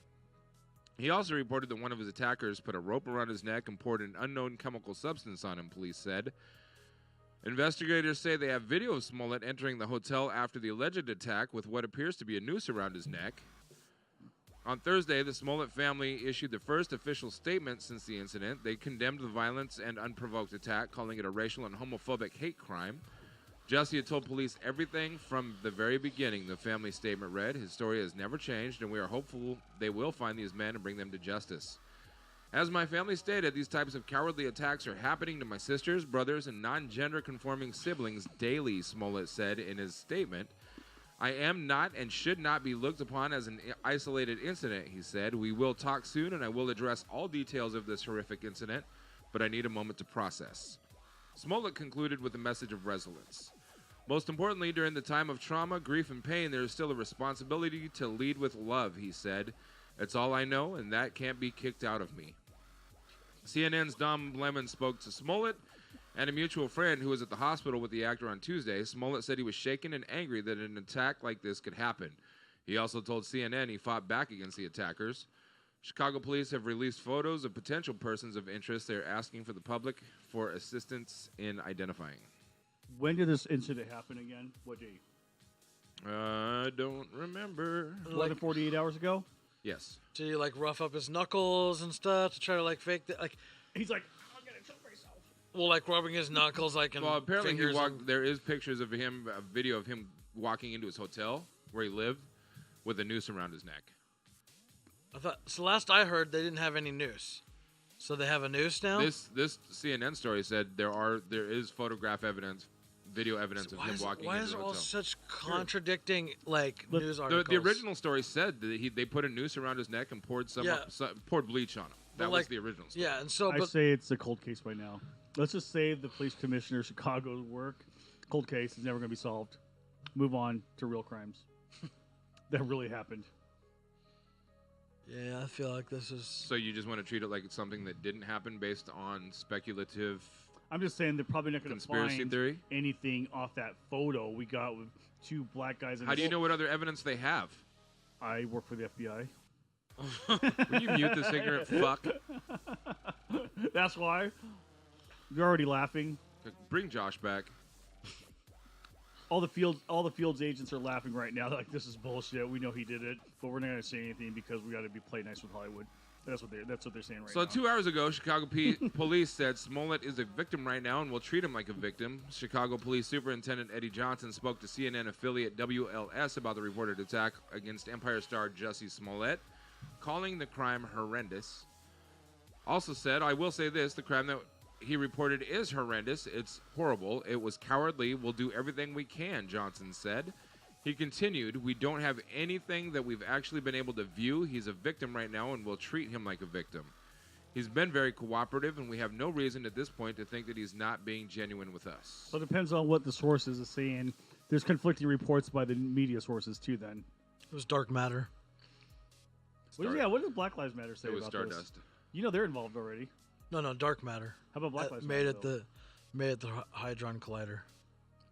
Does Black Lives Matter, are they already on this one, too? I mean, isn't that kind of what this is about anyway? I mean, in a way. Well, there's probably the, LBGT authorities, the people that, they're probably looking at that. 'cause that's 19 one of hours their- ago, Chicago police met with a neighbor who saw a suspicious man outside Smollett's apartment building. A neighbor who lives in Jussie Smollett's apartment building told police he saw a suspicious man who had what appeared to be a rope outside the building. Chicago police spokesperson Anthony Guglielmi told CNN. Detectives met with a woman and took her statement. Googly said. The neighbor also told police she saw another man in the He was paid vicinity off. of the building. He had a bondage mask in his other hand with a racquetball in there. A gag ball and a bondage mask. You look suspicious, too, if you left the place all cracked out, with a ski mask with a racquetball. And What were you doing last night? I don't remember. I mean, I'll cooperate. No, don't take my phone. Hanging out in Chicago. No, you apparently. can't have my phone. No, you can't have my phone. I'm cooperative, though. I didn't realize you went to Chicago that often, Tom. I have a private jet. Letter. This is the first I've heard this one. This was 20 hours ago. Letter containing white powder sent to Empire set days before Jussie Smollett attack. So apparently that same letter. What was that white powder consistent of? What was it made of, though? What was it? Baby powder? Was it anthrax? I mean, there's a difference. A little bit. Was it fentanyl? I don't know what fentanyl looks like, but was it fentanyl? Was it salt? We can look at each other. I'll fall in love. Don't worry. No, you won't, because you're only in love with yourself. I have way too many mirrors in my house. Thank you for I'm not pointing that out. surprised. Do you I'm need some not mirrors? surprised. Because I got some up for grabs right The now. most unsuccessful self-absorbed person in the world. At least I have a title. A letter containing a white powder, later determined to be aspirin, was sent to the Chicago set of Empire days before one of the show's stars. Jussie Smollett was allegedly attacked by two men on January 29th. So if you're going to put white powder in a fucking envelope as if it's some sort of chemical threat, Yeah. Put aspirin. they ground up aspirin into a powder and put it in the letter. It was just a it was Here's what the feds are doing. They're like, okay, I'm unarmed. They're like, we don't need it. That's why. That's another reason why it seems so like that he's doing it because it was just available. Duane's just waiting. Where the hell are you, Duane? He's not going to show up because you're here. Probably a good call. Yeah, I knew he was smart. Met him once. Brilliant. It was released 23 hours ago that the police had video of Smollett entering a hotel with a noose around his neck. Jesse Smollett said he was on the phone with his manager, Brandon Moore, when the actor was attacked near an entrance to the Lowe's Chicago police spokesman Anthony Googly said to CNN, police have video of Smollett entering the Lowe's after the alleged attack with what appears to be a noose around his neck. However, they have not found video of the incident at this point. Huh. Yeah, seems a little fishy. Like he probably got the noose himself, put it around his neck. Like, I don't know. It just seems so fishy. Like, it's so conveniently, like he could just send himself aspirin, because it's just readily available. It's not like he's gonna go out and, he could just whatever's available to him. Well, and as a cast member from Empire, he's probably pretty well versed on how to chop things up into a fine powder. So I'm just saying. I mean, how hard is that to do? I feel like anyone could do that, but there's a lot of fishiness about it. But I am still not willing to. Yeah. I'm not going to jump to conclusions. The bloodhound is out. I'm not going to dive into conspiracy theories and I'm going to hope the police do their job. Hope the investigators can do their job. Hope the FBI can do their job, and figure out one way or another if he is faking it. That is the real tragedy, in my opinion. Because to fake something like this really does discredit a lot of the other stuff that's going on in this country, and that's sad and pathetic. So, I hope it's not fake, but. We will continue to monitor this story and keep on top of it. So I'm gonna call it fake. You can call it's a fugazi. Forget about it. You guys can call it whatever you want. What do you call it? I call your Stardust conspiracy fake. Aspirin, not cooperating, no security, and a silhouette of two guys walking. How much of the story, the whole picture, have you actually paid attention to, Detective Tom? Enough to know it's fugazi. It's forget about it. Really? It's a fucking fugazi. Enough to know that it is? No, but so if it comes out and they find out these two guys and they find out it is real, I get to punch you in the fucking balls for being stupid, right? I'll let you do that for free. Fucking ignorant asshole. I'll do it right now. Let's do it right now. Let's tape. So moving right along, people who like spicy foods live longer. Don't be afraid of the habanero sauce you see on the grocery store shelf when it's sitting bright orange glow like the stomach-punishing lava it is. It might look like paint in a bottle because, to be fair, hey, good looking RS Nubs for the follow. Thank you, RS Nubs. Welcome. I'll get you a follow back right now. Don't be afraid of the habanero hot sauce you see on the grocery store shelf with its fitting bright orange glow like the stomach-punishing lava it is. It might look like paint in a bottle because, to be fair, it absolutely is, but it's also the key to living a long, happy, except for when you're on the toilet, life. This is according to 23 years worth of data collected from over 160,000 Americans. The study showed that these people who were regular pepper eaters, excluding ground chili peppers, had a lower death rate, 21.6%, than the flavor haters who were not, 33.6%. Here's a more science-y version of that from the conductors of the study themselves. Our objective was to analyze the association between consumption of hot red chili peppers and mortality using a population-based prospective cohort from the National Health and Nutritional Examine Survey, a representative sample of the U.S. non-institutionalized adults in which participants were surveyed from 1988 to 1994. The frequency of hot red chili pepper consumption was measured in 16,179 participants, at least 18 years of age. Total and cause-specific mortality were the main outcome measures. During 273,877 persons' year of follow-up, median 18.9 years, a total of 4,946 deaths were observed. Total mortality for participants who consumed hot red chili peppers was 21.6 compared to 33.6 for those who did not. Absolute risk reduction of 12%, relative risk at 0.64. Adjusted for demographic, lifestyle, and clinical characteristics, the hazard ratio was 0.87. Consumption of hot red chili peppers was associated with a 13% reduction in the instantaneous hazard of death. No snow in the forecast. Nola Wall, what up? I just got a quick weather update from Weatherman Steve Pierce on my phone. We don't give a fuck no, about we local do. weather. There is If he brings no up local snow. weather, will you please mute him? It's not local weather, but here on the valley floor, there will be no. How is that not local? Okay, it is local. But for those who we have people following us locally. I feel like I'm the aliens on Space Invaders right now. Nobody gives a shit about local weather. You don't care that there's not going to be snow tomorrow? I can watch my fucking news or look at my fucking phone. Nobody watching this cares about local weather. And if they do, they can turn on their fucking news or look it on their fucking phone. Thanks. Nice try. It's raining outside. It is. It's misty. It was nice yesterday. It was nice the last 2 days. It wasn't bad. At least it was nice here. But we have snow on our backdrop. Nobody. It's winter, dumb fuck. Not much winter around here, though. It We should put like hasn't a gray backdrop to represent the Northwest more been. accurately. Yeah, Mom, I saw that. Mom said, "Look out the window." Yeah, It looks pretty- like it's pretty not going ugly to and stick though on the drizzly. floor, Mom. See, your mom cares It's not about snowing that. right now. See, Fran, the old me. Look. Mom's not watching this show to hear about the news. Mom, I guarantee that. disagree with them. I'll put $10 in your slot machine next time I go to the casino. Go ahead, Which is Mom. Never. My mom's like George You Washington. gotta go play She the cannot tell a double lie. diamonds. Go play those double diamonds. I will juice up your machine. My mom cannot tell a lie. Come on, Fran. She cares about the weather. She said, "Look out She the does window." care about the weather. That's why she watches her local news when she wants to. You know what was the best news channel that we had here that's no longer? Northwest Cable News. Nobody cares, Tom. They do care. I care. That's one You person. can go care someplace else. Nobody watching this cares. Well, because we have 8 viewers right now.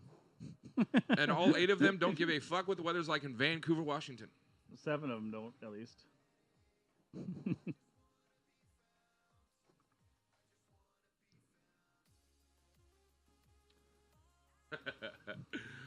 No. I was just catching them on group chat. Yeah, see? Mom said no. I look out the window to see what the weather is. Exactly. Quit backing up your own blood. If she wants to know what the weather's like, she'll look out the window. Quit backing up your So- own kind, Fran. Man. More importantly, apparently Cory my Booker brides just are not announced... big enough over family. That's good. That's good to hear that people are still loyal. Okay. Cory Booker just threw his hat in the presidential race ring. That's, to me, is a horrible idea. Which one's Cory Booker again? That Or one for- black guy. Oh, the one black guy? That's all you're going to know. That's pretty much. You don't pay attention to politics. I really don't. I know. Yeah. I know. Cory Booker is the Democratic senator from New Jersey. Okay. I've liked a lot of things that he stands for, but recently recently there's a lot of surprising things happening on both sides of the fence. Mom said I got that from my dad. He said if it was going to rain or snow, he would let it. I remember that. He'd look out the windows and be like, "Yep, it's gonna rain. I'll let it do that today. I'll let it rain today." JD said the only time I care about work is when I'm going to work because then I get more deliveries. For rain?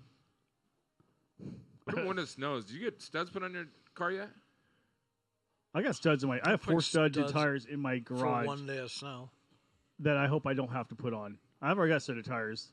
Yeah. Best deals, Triple J tires to North Portland off I-5. You don't think we'll get any, like, you think we're just going to have snow for 3 days and that's going to be it for winter? It's not going to stick either. I'm just not gonna I'm not gonna spend hundreds of dollars on studded tires that I'll use for like 5 days out of the year.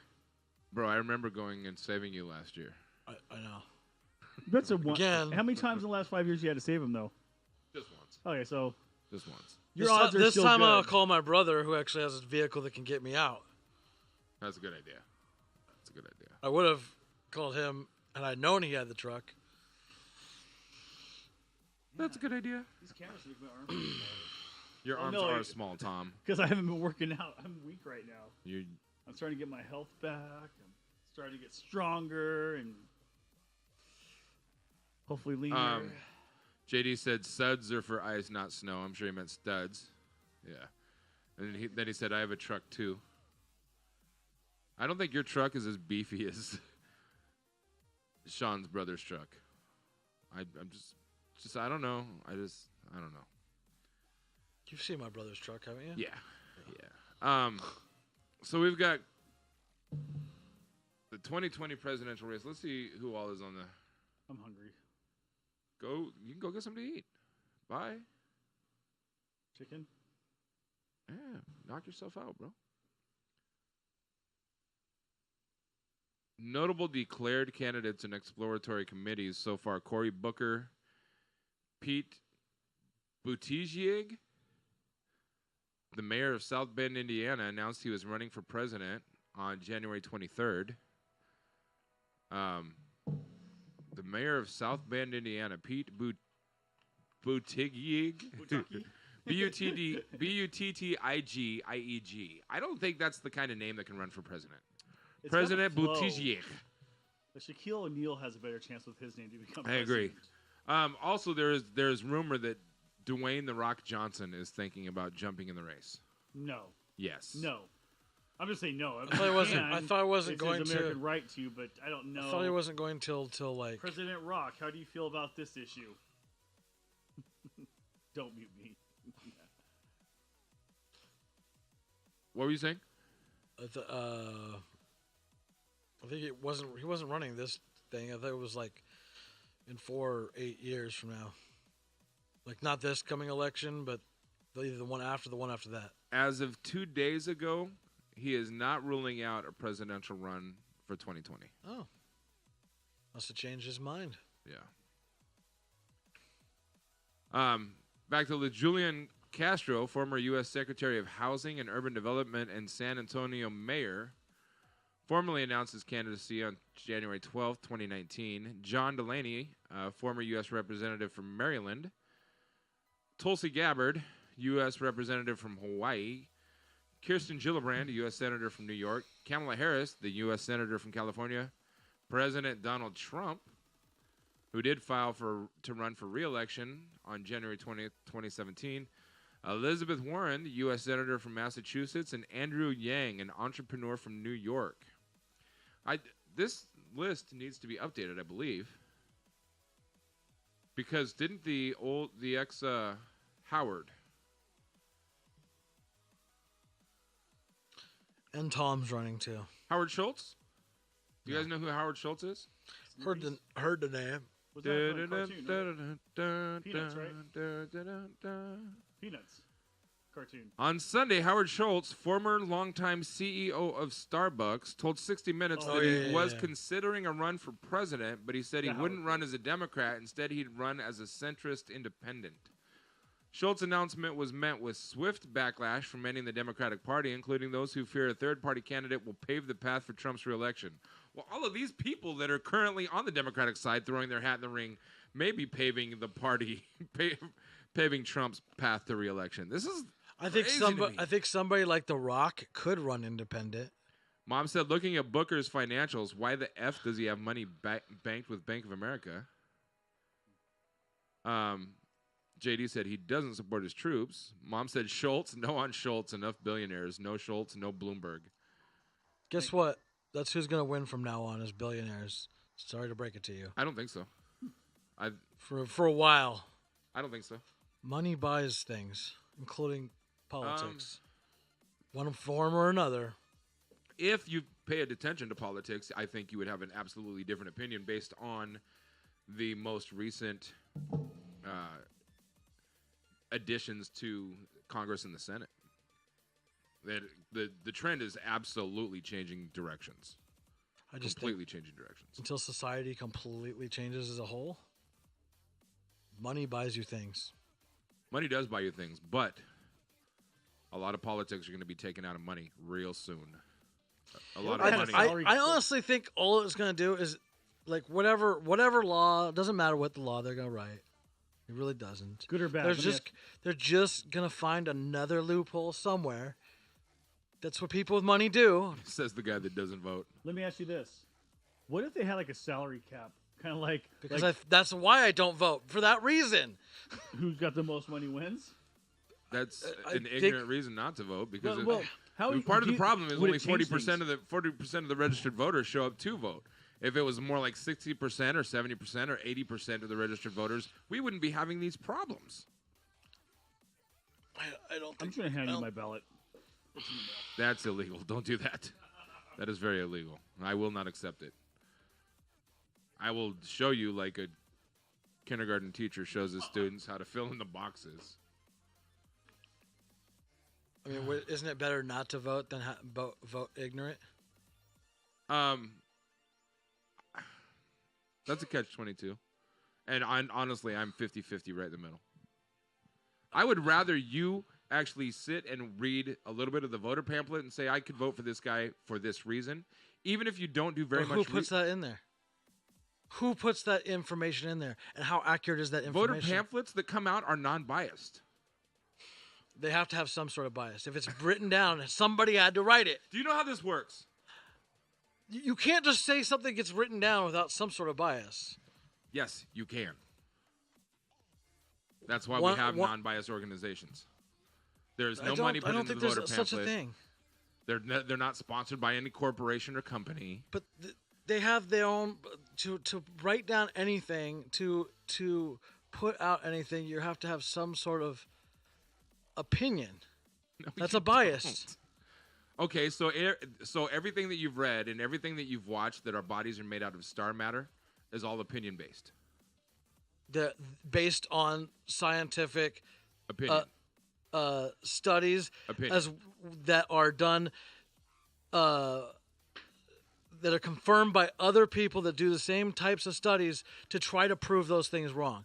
The whole point of science is the scientist tries to prove other things that have already been proven as wrong until enough people come to the conclusion that they can't find something else. So basically a scientist is always trying to prove other people's things wrong. You're completely avoiding the question. Like the whole point of science is a scientist trying to prove other scientists wrong. You know there's a thing called political science too, right? Of course there is. Which I is know usually this. pre-law. Just saying. Yes, and they're trying to prove which is people are the same thing. Non-biased platform. Which you take at the university for free. But they come in with bias to try to prove something wrong. Nola Wall says media controls what people think, and there is a lot of truth to that. Fox is hating on the Dems, and everyone else is biased towards Republicans. There's some truth to that. There's numerous media outlets on both sides of the fence. Fox really loves the Republican Party. I'll give you that much. Well, I mean, look who they're owned by. I don't know. This is why I don't vote, because it's just a bunch of biased information. You can do your own research, you know. But where's that research going to come from? Biased things. Okay. I don't trust any of what any of them are saying. But you trust the dumb fucks that are telling you that your body is made out of stardust. Yeah, because they're a lot more intelligent than a lot of the politicians. Do you know their IQs? Just watch the question. It's go watch them ask questions about Google. To go ask when senators are asking ignorant ass stupid questions. And do you know why those senators are sitting in their chairs? Because they had money that put them there. Dipshits like you say, I don't need to vote because my vote doesn't matter. No, because money. That's got exactly them why. 40% of registered voters vote, and that's why we have dipshits. And many of them are morons. Chairs. I got a question. The vast majority of Americans are fucking idiots. Oh, the guy. The ones that don't vote because voting doesn't matter. The other guy idiots. in the hat. Oh, why are you wearing a tie today? I already tried to ask him that. He didn't want to answer. Do you not have chest hair for your boyfriend to pull on when you're having sex, and then your girlfriend or whatever? I don't know you that well. Why do you have a tie on today? Let me just start back up. Why do you have a tie on today? Because it's on my neck. Did you tie it or is it a clip on? Duane, Come on, shut the fuck back. up. Science is backed by facts, and IQ from a nuclear I can't just physicist go like is off the this? charts. No. That'd be impressive. If you had Not a clip always. on. I'd laugh. I'm Sometimes laughing agree anyways, does but too. it would be. I might pee myself if you had a clip on. And I know how to tie a tie. there are plenty of Prove it. political science majors that have huge IQs too. I know how to tie a tie. We're comparing apples and fucking kumquats. That's only a single Windsor. It's nice, so it's sharp. It's a little bit different than I tie mine, but it's a nice tight knot. I'm actually impressed with that knot, actually. Things in obviously. space are backed up by science. Look at what science told us about things in space 30 years ago. It's not quite. And we're always trying to prove them wrong, to advance our knowledge. Yeah, we should be doing that politically too. 2 plus 2 It's is always ignorant 2. not to. God, I thought I was good at math. So go make a change. 2 plus 2 is I- always I don't think anyone do my part. appreciates my opinion upon anything political. So why would I give my opinion upon what I'm saying? Since when did you start caring about what people thought? My point is, why would my opinion matter if nobody gives a fuck about my opinion? Who said they don't give a fuck about your opinion? No one gives a fuck about my opinion when it comes to political things. Says who?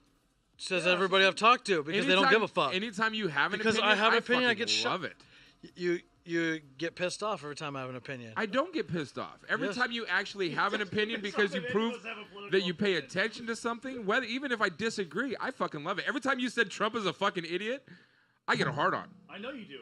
But if I said, what if I said there's parts of You Trump gotta flip the that cushion. I liked? You get I pissed. know there's parts of Trump that you like, So and I but can my respect that. But my opinion doesn't matter It because does. I feel like my opinion doesn't matter. When I it feel like comes mine to- doesn't either. Well, So that's a maybe- valid opinion. Maybe My that's opinion maybe is no that's the opinion, root it's of the good opinion. problem, that you feel like your opinion doesn't matter. No opinion without I an feel opinion like is a my great opinion definitely matters. When it comes to politics, Yes, I absolutely. I feel like my opinion doesn't matter whatsoever. So why would I give it? Why would I give it a hard? Why would I vote something?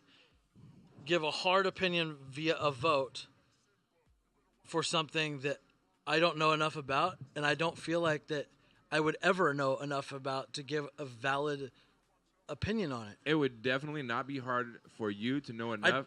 I don't spend enough time reading it or going and interviewing people, or You don't have to interview. Does people. anyone? I don't trust what the media says. So what? How can I make any kind of choice on who I think should be in office of any level if I don't believe what any kind of media that's so Do basically you believe what the manual of this mixer tells you?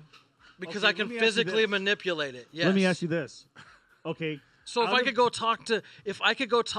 could spend 8 hours interviewing every person I could vote for and getting a sense of who they were, then I would feel comfortable voting.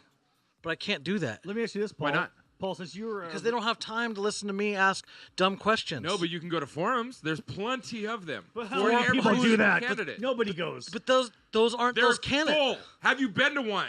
I've never been to one. 'cause Nobody no- goes. 'cause That's nobody part goes. of you're I- part of ignorant America. You No, dumb most fuck. people don't To sit there go. and say nobody What goes. percentage I of- went to numerous last year But what for our percentage of local. the voters do? It's not even recordable. It's probably less than 1%. They of the are voters. recordable. Well, They're very recordable. Well, less than 1% of registered voters have ever gone to a forum. Fact. Yeah, the smart people that give a fuck. To sit there and say nobody goes, that's the stupidest fucking statement I've ever heard come out of your mouth. Okay, a very small percentage These goes. things are standing room only. I don't know they are, but not enough people go to give a fuck.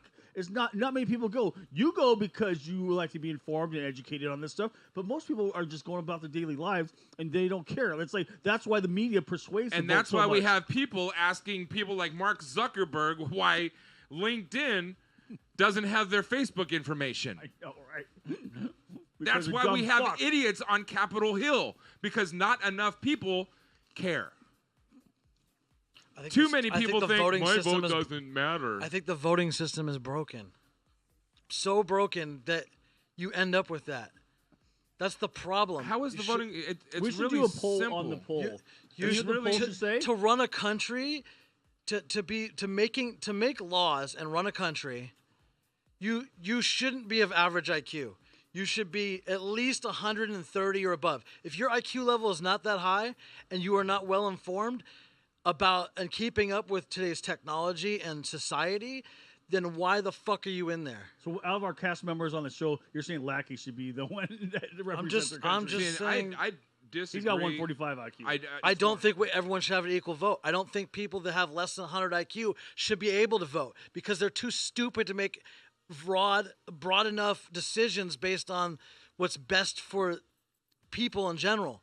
I don't think they're intelligent enough. Well, then let's take out all of the. If I had less than 100 IQ, I'd be like, no, I shouldn't vote because I'm too fucking No. stupid. You guys I let feel me like know, I'm let too me know when But you're I'm dumb. allowed. But most people that are like an 80 IQ are too dumb that they think they're smart. I feel like I'm you ever too notice dumb. that? Dumb people actually think they No, I'm are too- smart because they're too- not smart enough. They're not smart enough to realize they're dumb. Well, yeah, that's the part of the problem. But I also feel like I'm too dumb to vote myself. All right. I feel that they should have a poll on the poll. Like, okay, how many voters out there that have voted spend at least a half hour, 45 minutes of their own time researching their political party and their campaign and the person they voted for? How many people were watching the news and were influenced by the news? And how many people were influenced by their friends, family, and relatives or coworkers around the water cooler on who they should vote for? People are influenced by other people when it comes to these elections. Usually stupid people. But what? How many people are actually making the polls? The poll, I mean, I don't give a shit what the polls say. Polls, no. But how many people, and I'm not debating it, this is just a flat, bare, raw question. Like, how are people influenced on their voting and who they vote for? Another subscriber. Thanks for subscribing to FunkShop TV. Good looking. Another subscriber? Sweet. I just don't think people are... Hey, what's up, Alex? Glad you're okay, man. Hit me up, bud. That's my buddy Alex from worried about you, bud. Thinking about you, man. Juice Box Heroes. Hope you're okay, my friend. Tell your father hi for me. So, yeah. So for those of you that say I don't trust media on either side, the voters pamphlet that comes out that is delivered to every registered voter is not cited. It's non-biased. It takes the facts from what the politicians' own platform is, puts them all in a newspaper format. There are various questions, like on controversial topics, once in a while, like where do you stand on abortion, etc., etc. We'll do out. It's very, very easy to see where most people that are running for office voted on the last ballot measures. If you want to know which way a certain person voted or stood, what platform they took on a controversial issue that means something to you, it is really, really easy to find that information. So simple. Can you whisper my juice box hero on my phone? But my problem with that is like I don't trust the politicians themselves saying it. I understand that. I respect that. I can respect that. So that's like literally the very, I don't know if that's the origin point, but like it's one of the origin points of my distrust. So that's one reason why I say I don't feel comfortable voting for someone unless I can sit down and have a long form conversation one-on-one with that person for me to personally assess their character. It's easy to make it's easy, and I know that's not possible. That's not possible for them to do that. I'm not dumb. I understand that, but to go to a debate for any kind of thing where it's like a public thing, there's a level of performance being put on, right? I get not always. I mean, not always, but I understand what you're saying. They're putting across a certain persona that they want people to believe in them. They're not going to come up there. Not always. I will disagree with that. But they're not going to be like they're not going to be like they would be at home with their family. You know what I mean? Not always. It'd be super rare. I mean, there might be a few. You're right. It is very rare. I understand what you're saying. It is very rare, but you cannot say how can I assess their truthfulness to general softball like sometimes they're softball questions, sometimes they're not. But they know that generally what the public is going to ask them. I mean, they're prepped for these conversations. That's what they have. The people behind the whatever they're fucking called that help them with their campaign, right? Most local, unless they've been the repeat offenders, like Jamie Herrera Butler, most local politicians that are running, either Democrat or Republican, do not have a huge cabinet like you think of. I'm not talking about Congress, like most local. people running for Senate. The seats that are actually important to us, the seats that will make a difference for us, most of those people don't have a staff like you're envision. I used to think the same way 5, 6, 7 years ago. I really did. Until I started getting more involved and paying attention and realizing that the people that are running for Congress and the people that are running for Senate are a lot more like everyday people than we assume. And I think part of the big failure in this country when it comes to voting is we're raised from youth to see voting as something that is way up on a pedestal. Like the leaders of our country are here, and we the people are down here, and we put them up on. We envision a congressman or a senator having a huge staff around them, and it's not like that. It's really not like that at all. Well, they usually have at least a few. They have a few once they get to that level, but a lot of those the people that are staffers on that level are appointed by the party. They're paid for out of party funds, not necessarily the staffer themselves. A lot of them are chosen by the staffer themselves, but there are a lot of people in every single district that it really does not take that much attention to be able to know whether or not they're bullshitters or not. Like, well, here's a weird thing that just goes to show like how fucked up the general voter is. Like we had a person with literal like, I don't know if they had Down syndrome, but they were like pretty damn close to that. I want to say in Missouri or Alabama or someplace like over there. I don't remember exactly. And this was like 12 years ago ish. They got voted into Senate because they had the money laying around to fill out the thing, and and they didn't do any like promotion or anything. Their name on the ballot though was a more recognizable name. It was like Johnson or something versus like some name that sounded not American, basically. Right. So just based on that alone, the stupid American voter who's unintelligent and doesn't do any research votes in somebody that's mentally challenged and can't freaking do the job. Yeah. I don't know if the name was Johnson, but it was something along that. I get your Johnson Smith, So don't you think where do you think that happened at? I don't. It was just out of curiosity. Some East Coast state. I don't remember. Like West Virginia. It was, and I don't remember the details because it was a while ago. And obviously, it's a small populated area. But it was like for a state senate. It was like a state senate thing. It wasn't like or a Congress. Yeah, it was big enough to be a big problem. And they had to like talk that person.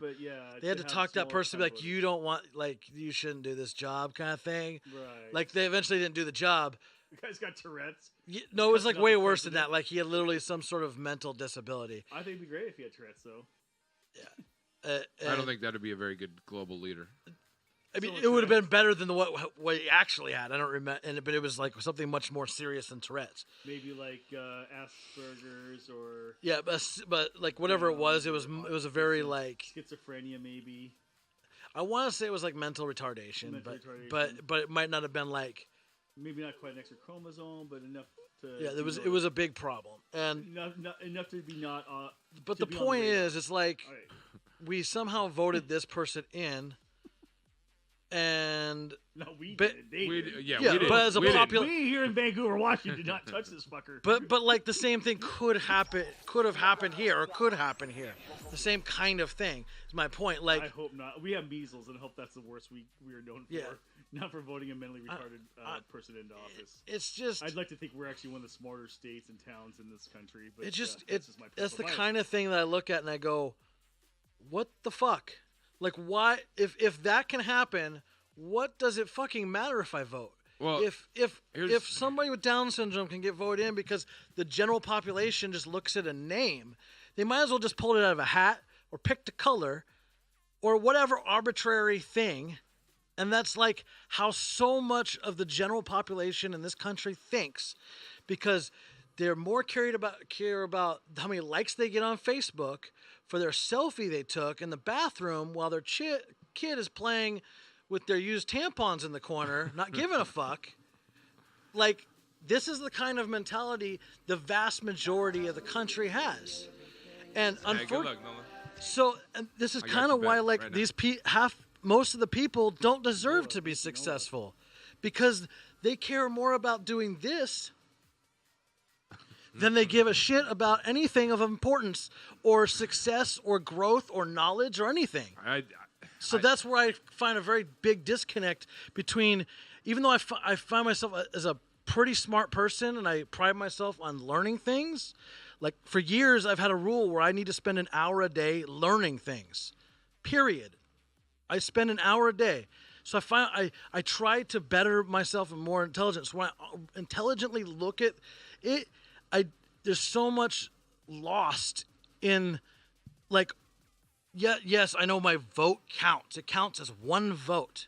Why can't you spend an hour a day paying attention to who you should vote for so we don't end up with retards in office? Maybe because I think about this. This is why I don't want to vote, because I don't feel like it's a useful use of my time, because I don't think it's going to matter. Based on how I look at things and how the knowledge that I have of the system and how, like, so when you vote on the primaries. That's part of the mentality that gives us a state where we only have 40% of registered voters voting. But I think a lot of people feel that way. I feel like there is a lot of people that either feel that way, or people don't care, or they're too busy. The cost of living is so high, they don't have time. They're slaving away to trying not to be homeless and dying in the streets of the cold, like in Chicago or other places around the country. They're worried more about that than them making. I don't have time to go down. I got to work for 2 more hours to pay my bills so that I can eat, and then my kids don't starve to death. Well, that's why there's a bill by some very smart people in the House and Senate right now I to make hope voting things day a change. national holiday. But the reality is, the society, the halfway intelligent people are stuck between a rock and a hard place in what they need to do. And nobody can agree on fucking anything. So we're not necessarily meant to agree on everything, though. I mean, maybe we should. Huh? You say that again, DJ Biggz. Well, between the three of us, I'm sure, like, if there's controversial, if we took the top 10 controversial subjects in America, I heard that, and put them all on the table between the three of us, we're going to have a lot you of and anyone that's not perfectly in tune with you are going to disagree with. I'm just saying that out loud. You disagree a lot when it comes to politics, and that's okay. Absolutely, though. I'm very that's passionate okay. about That's it. just your personality and where your heart and your passion is. So I respect it. But this doesn't have anything to do with politics, Tom. I said the 10 most controversial subjects. Right. Okay. Talk abortion. Talk about gun rights. Talk Capital about punishment. Basic constitutional rights or wrongs. Right. And we put them all on the table. We're going to have some severely conflicting interests and opinions. That's why in my daily life I don't really pay much attention to politics, because I like to be agreeable with everyone, just like the cast members of Fox News. Well, to me, that's cast members of Fox News. They all really agree with each other. These assholes are. Oh, you mean they agree with each other? Yeah, they're stroking each other's egos. They're the whole all very show. like-minded. They're all very like-minded. And they just have to be on they're the like giving each other like candies underneath the fucking broadcast booth. Fox, like right under here. Fox is like owned right by Republicans, here, so giving each other handies because they love each other so much. I like Fox. But Fox is funded by the people like the Koch brothers that are putting big dollars behind Republican campaigns. Well, yeah. So because it benefits them. Right. They're stroking each other. That's. I think the other news channels are a little bit more level of a platform. You know, they got in our lifetime, that is never going to change. Like to some degree or another. I'm sure I absolutely disagree with that. So following Fox News, I think there'll be ebb and flow, unless society something super drastic happens in society. I don't think the top something drastic has been happening for like the last. I think 5 it's going to to 10 take. years. It's going to take much more. I'm talking another world war. Oh, I don't think so. I think it's going to take disagree. a complete collapse of society for us to go to we're at a elevated point to where the top higher than top 1% of people are the 1% of the 1%. Yeah, are not going to give up their if power. You went off camera, just say so. No, it's just this chair keeps sliding down and my back hurts right now. I'm gonna have to leave in just a second because this chair keeps falling and I keep fighting with my back. Foot on the right side. That's why I turned around like this to hopefully go. It's not the chair; it's the floor. It definitely is the floor, but I'm gonna go to the stable chair. Let's switch sides again. I just but don't. Yeah, I don't think I'm gonna leave. Top 1% is ever going to willfully. The top 1% of 1% are not willfully gonna give up their power and money. They're not going to willfully, but if the bottom 99% bands together, technically, we can overthrow them.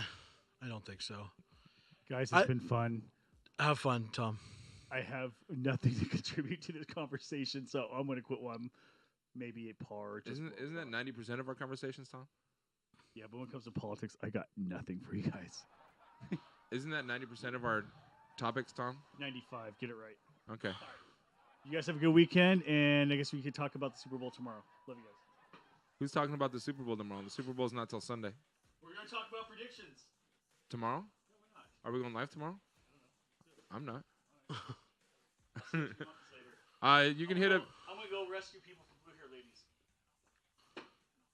All right. Nolan, apparently he's rescuing people from you. Yes. Okay. All right. I just I'm yeah. confused. I don't see any like drastic changes in that realm. I really don't. I think And I understand that. I understand that, and I respect that. I definitely do. And I want to apologize for being such an asshole when I make the statements like you're fucking ignorant, because I don't mean you're fucking ignorant. You are absolutely far from ignorant, and I know this. It's that mindset to me that is ignorant. But there's a reason why I have that mindset. No, I get it. Like I I understand logically it. think about it. Like I don't just like. No, I understand it. I absolutely understand it. And like I've said time and time again, I respect your opinion on it. I respect why. I personally, would I rather have somebody not vote if they're not willing to figure out why they're voting a certain way? Yes, that is absolutely true. If the 60% of registered voters who did not vote didn't vote because they didn't pay any attention to it and they felt like they didn't want to just fill in the blanks and shove their envelope in a ballot, I can respect that. The problem is when it comes to local congressional races, it does not take very much effort to pick somebody that you can stand behind. And then once you do, you pick somebody that you can stand behind, and if they are elected, you start paying attention to the process more because you pay attention to what that person you voted for or the opponent that beat the person you're voting for, the issues they start standing on. You start paying a little more attention, and it does not take much effort at all. It really doesn't. I feel because we live in America, it's an American responsibility and a right and a privilege to pay enough attention to at least cast your ballot. Yeah, I can't spend. And to me, it's irresponsible not to. The number of hours a week that would be required to what's going on through the process of like afterwards. Like, sure, you can form an opinion on a small amount of information and make a vote and hope it's for the best. That's fine. Like, I don't have a problem with that. It's the voters that don't pay attention to anything, that base their like votes on willy-nilly nonsense, which is the majority. It really is. I honestly feel like it is. I have to disagree because I paid attention to the voting process so much over the last 15 years. I have to absolutely. So you can start voting when you're 18. Yeah. And look at just so many of the 30 and under crowd. I mean, there's smart ones in there, but I think the majority, like, you just look at the way that age group behaves. Majority of them is dumb. They don't have common sense. A lot of them are. There's a lot of validity to that, but I also think that as we progress as a society, younger and younger people are being tuned in. Facebook, social media is tuning a lot of young people in. And I'm not saying that's all 100% correct because there's a lot of bullshit that's being spread around on social media. And that's a whole another problem. It's like, because social media is so big and that's the most prevalent place we get most of our information as society now, really, especially in America, I think. Right. Especially in populated areas. It's definitely contributed to Like the Rams butting horns. Well, that and like just. But in the same token, it's got a lot younger people actually paying attention. But are they paying attention to the right things? Meaning, my 15-year-old niece was listening to political debates at 15. I didn't start listening to those things until I was over 30. But are they being influenced by wrong information that's being made and manufactured for numbers of reasons? As much as it may not seem like it, I think the younger generation, the fact that they are paying attention, number one, is a step in the right direction. Number two, I do think that they are way better than our generation and generations before us at looking at different sides of the spectrum and figuring out the common ground. But that's not what I'm talking about. I'm talking about directly falsified information to make another, whatever the subject. Well, that's my point. Like, if they see something and they're like, they question it, they're going to research it to find out if there's validity behind it. I don't feel like most do, though. I think look at viral videos. Most may on not yet, but on way Facebook. more do than 20 years ago. Way more. I guarantee yeah, that. obviously, but I That's think progress. the majority, sure, but We're going it's in the right direction. That's my it's point. a cup in an ocean. I think at this point, I don't think so. I think if you look at so many viral videos, people there's so many people that just believe things that just aren't true by fakery of either just careful editing, whether it's completely where it's cut in a certain way to give a certain look, and people and it's being shared off of a page that they liked or that they may agree with opinions on. They're like, oh, they're sharing it. It must be good information.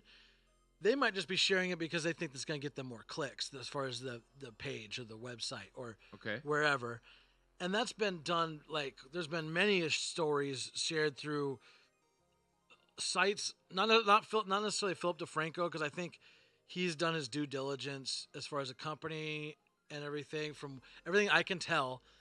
And that's one reason I respect what he says more than Duane. just about anybody else news related on the internet that I can think of off the top of my head, because he seems to be the first person they'll go, we fucked up on this, we apologize, because they have a research staff and they try to do a very good job of weeding out the bullshit from then trying to give both sides. I see Rachel Maddow doing that all the time, and that's I don't follow her, so if I did, I get it. But it took me time. It took me a couple of years of watching Philip DeFranco for me to personally gain that respect for that platform. Right.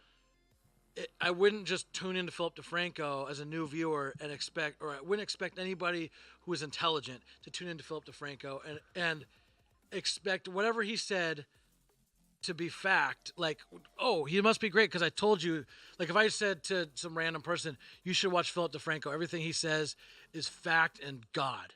Like, you should take everything he says as truth. Doesn't matter what. And for them, if they did that, I would find them to be unintelligent, even if it came from me. But my unless people are like, you know what, Biggz is a smart guy, and I know he pays attention to politics, so whatever he says, I'm going to vote for. I respect that too. I'm just kidding. I mean, Absolutely whatever. Kidding. But I mean, and I don't know if you've heard me or not, but so many times I've said, look, I will not fill out your ballot for you. I will, if you ask my opinion on why I am voting for somebody, I'll tell you. But it is up to your, you know how important it is to me that people vote. Yeah. But bottom line, I still will not allow anybody to just vote a certain way because I did. Ever. I would rather you not place your ballot. That is very true. So it's like, I have yet to find any politician, watching any politician that I can come to think of that, I honestly felt that I trusted what they were saying. Or that they had, there's been politicians that I've saw that I've been like, I trust them more than the average politician. Right. But I can't think of a single one really in my lifetime that I've been like, I think they honestly are 100% trying to do the right thing. Whether I agree with their specific thing or not, whatever a certain subject might be. Right. But I have yet to ever see a politician that gave me the impression that I could trust. Hey, sugar.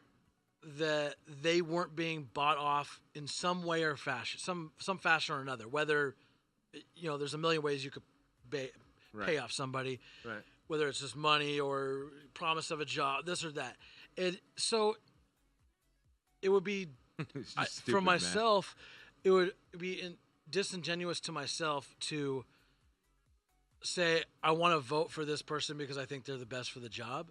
Now, I can honestly say, this person is lesser of two evils. I could be looking at two evils and go, well, they're both pretty fucking shitty, or five evils, they're all fucking shitty. In my opinion, in a way that they come off to me, which one is the less shitty person? Sure. Does it mean I trust them or I think that they're the best at the job? Fuck no. Next time we have a race for Congress, will you go to a town hall with me? I'll listen to what they have to say. Okay. Like, I never say I won't, but, like, it doesn't mean that, like, I'm going to be like, oh, No, yeah, they're I don't expect you to. yeah. I just so you can witness the number of people that do pay attention, the number of people that do care, and so you can see their demeanor. Because when you get into a level where there's something super controversial or a trending issue on Capitol Hill, and you have certain politicians that are getting in front of a camera talking about, well, the Republicans did this or the Democrats did this, and they start pointing fingers. I don't get fuck that. I understand that, and I'm with you there. That bothers me too. That bothers me in a big way. Now, somebody that steps up and just states the facts without mentioning what so-and-so did on the other side of the fence, I can respect that. Somebody like Jay Inslee, I can respect that. I also can't just take, like, somebody going, if they don't give any kind of reference to where the facts are, if they're just like, this is fact because I said it's fact, that doesn't give me anything. Right. But if you can be like, these are the reference points, at least give me some direction of reference points. So if I don't believe you, I can go check those, and hopefully those reference points will lead me to others. Great. Right. So one of the things that, like, is so over the years of, like, just watching, for example, documentaries or any kind of content that's like, that's had the vast majority of the content that I've seen of politicians and stuff is them looking like fucking either uneducated third graders. So, like, yeah, no, I don't want to listen to that because that's not going to help. That just, I think I'm losing my brain cells. You have been watching a lot of Fox News. No, I don't watch any news. But, like, if I'm watching, funny. Yeah. For example, if I watched a documentary, here's one example, like Bigger, Faster, Stronger, the documentary Bigger, Faster, Stronger, as well as some of the other documentaries he's done. Did we just lose live? Maybe it was just we did. Why are we Nope. reconnecting? What the shit? Network error.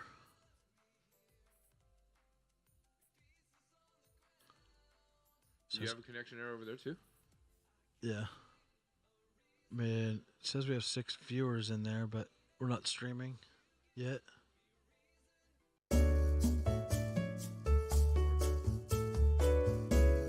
I think we're back. Are we back? Connection buffered, apparently. Yeah, there we go. So, like, in the documentary, or the documentaries that not Mark Bell, how's his name? One of the Bell brothers, I forget his first name, has done one, did Bigger, Faster, Stronger. He did one on, did Prescription Thugs. That was another great one, Prescription Thugs. Like, in many of those, he's gone and talked to congressmen and congresswomen about different subjects that he was talking about and laws and stuff. And he even helped create laws regarding prescription drugs on the internet and, like, through Craigslist and stuff. He was one of the people that, like, and he was doing it himself. Like, he was buying just random drugs off of, because he was addicted to them while he was making the film. But these politicians in the interviews, many of like 99% of them that were on the shows are complete morons, asking stupid questions. Like, here's a perfect example. Kind of like the Zuckerberg interview on Capitol Hill. Yeah, but even worse, I think. Like, the person that made was in charge of making steroids a Scheduled 1 drug, right? He was one of the people that interviewing the Mark McGuires and like, he was like the face of it. Okay. He was in charge of everything. Bell asked him, part of the investigation committee. Yeah, he was a part of that and everything else, and asked him, "What's the legal age of drinking?" He didn't even know. He had to ask his assistant, what the legal age was. And then he asked him like what cigarettes were, and he thought those were the same thing. Like he was just asking him basic questions. Like basic questions that children know. And he was getting those wrong. And there's so many of these that through the years, I'm not saying all of them are like that, but there's a lot of them. A lot of people in Congress that are completely disconnected because they have money and they don't live in the real world. They live an isolated life, generally speaking, a lot of them. Not all of them, but a lot of them. And they're the ones making the law. Like, when they speak, I'm like, you couldn't tell me what the legal age of drinking is. I at this point in time, if you can't answer basic questions that a sixth grader can answer, I don't care what your opinion is on anything. No, I understand. There's a lot of them. I'm not saying that all of them. I'm not saying that at all. I'm not generalizing all of them. But that's why I see so many of them, and there's very few that come forward, and that unfortunately the smart ones are the ones that, and I have seen some clips of smart ones saying some smart things and being very like, and I couldn't name them. I don't remember them by name, but I've seen some that have like pointed out things that are like, all right, guys, you guys are fucking idiots, basically. Like he was saying it more professionally, but like basically calling other Congress people morons because of the stupid questions they're asking. Jay Inslee. Whoever. Yeah. Jay Inslee is a very good example of that. So, and those like they have a brain, they can think bigger picture. Yes. And they're reasonable. You know, and those are the kind of people that we need, but none of those people generally make enough noise for the general population to take notice of them. And so you kind of end up with this weird thing that we almost need famous people to be in these positions, in a sense. People that are reasonable yet still captivate audiences. If you aren't captivating audiences, it comes down to dollars behind the scenes. So you need to be able to manage that part of it, because that's still going to be there. Like there's still going to be, at least for the foreseeable future, there's still going to be big business and dollars behind them trying to manipulate things. And when people get into power, they want what do they want more? More of power. So if people are willing to pay them for it, I think that's like, I'm not saying everyone. That's kind of a bold. But generally speaking, I think it's a minority more than a majority, honestly. But I'm not obviously in the general population. You're right. The reason I say that is because if you're bored sitting on the shitter and you have your phone in your hand, just Google search the latest congressional swearing in, and the difference, like. You're talking about when they were like swearing in on other things besides the Bible? Is that you're talking about? When they swore into their position. Yeah, and they were using other religions and stuff. Yeah. Yeah. If you look at the diversity pool, and that's good. That's a good thing.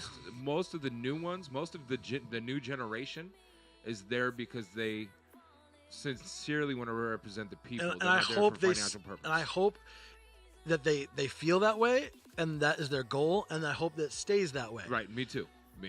But I also know that most people, I think, given a little taste of power, and if they like it and they don't have self-discipline in other areas of their life and other mental self-discipline to resist those kind of things. So, like, it would be hard if Coca-Cola or whoever came in and said, we're going to give you $100 million if you vote this on these things this way over the next whatever, and you kind of want you to try to convince your buddy over here to do the same and get, let's rub some shoulders, whatever. A lot of people would have a hard time being like, no, I'm going to stick to my guns. So, I mean, and what they're afraid of is they're going to lose their job that way if they stick to their guns. So they have to have the mental self-discipline to know to do the right thing and continue to work hard to keep their job and convince the people to keep them there, because they know that company that was offering them money to vote a certain way or pressure some to make a bill, whatever it might be, that they're going to try to get somebody else in there to replace you to do the same thing. So it's going to be for the foreseeable future of our lifetimes. I don't see it completely going away. There's always going to be this bad force being forced by large corporations so that they can keep making the most profit as they can. But then you also have to look at it from this. If you somehow you get rid of that completely and you start really coming down on these corporations and taking more and more of their profits, these big CEOs destroying the super PACs. Yeah. But just business. I'm not talking specifically that, but just like making billionaires feel like they're losing more. They're not making as much money. They're going to head their businesses. They're going to go other places. They're going to find other countries that want them. I think they'll make deals other places to try to grow their to do what they were doing, or however they think is going to be the most profitable. Okay. They're going to go somewhere else, is my point. Now, like how that mechanism necessarily works, I couldn't begin to explain. Like there's too many variables there to like dive into any one of them at this moment. But just generally speaking, they're going to start looking for other places and other avenues to try to, that's just what it is. They have power, they have money, and they're going to try to maintain that. Now, like, should we be okay with that? I think there has to be some sort of balance between the two. Like, you need to have big businesses. You need to have big businesses making profits to drive innovation and technology to advance society as a whole. So as technology grows and businesses become bigger, the general population of the planet, the quality of life increases overall of the planet. Okay. Like obviously there's going to be people that they're going to end up in shitty situations, but that's always the better gonna medical exist. technology we have, the better technology we have. Like even like we're considered to be in the top, would be considered top 1% on the planet right now. As far as the U.S.? No.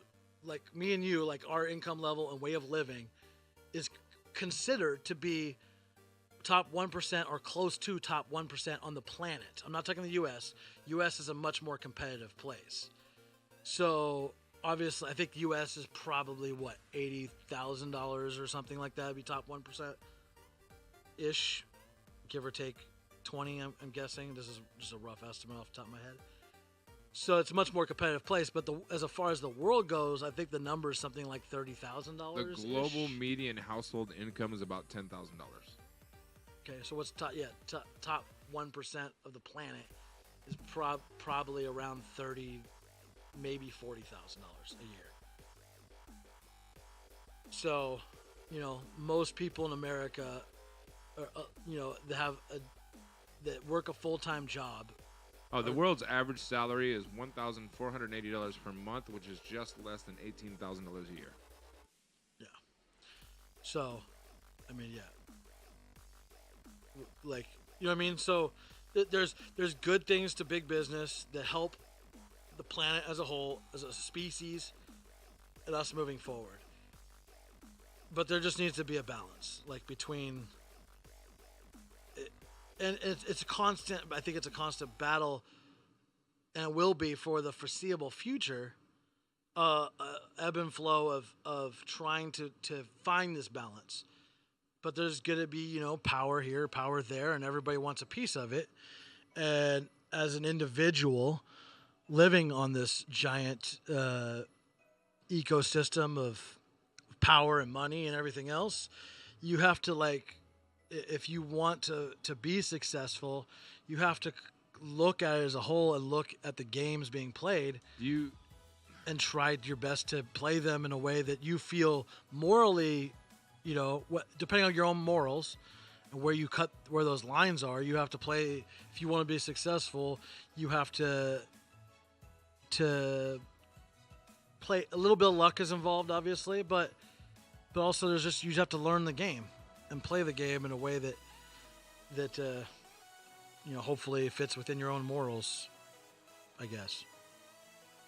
Do you think we can get to that place without making sure that we have politicians that properly represent us?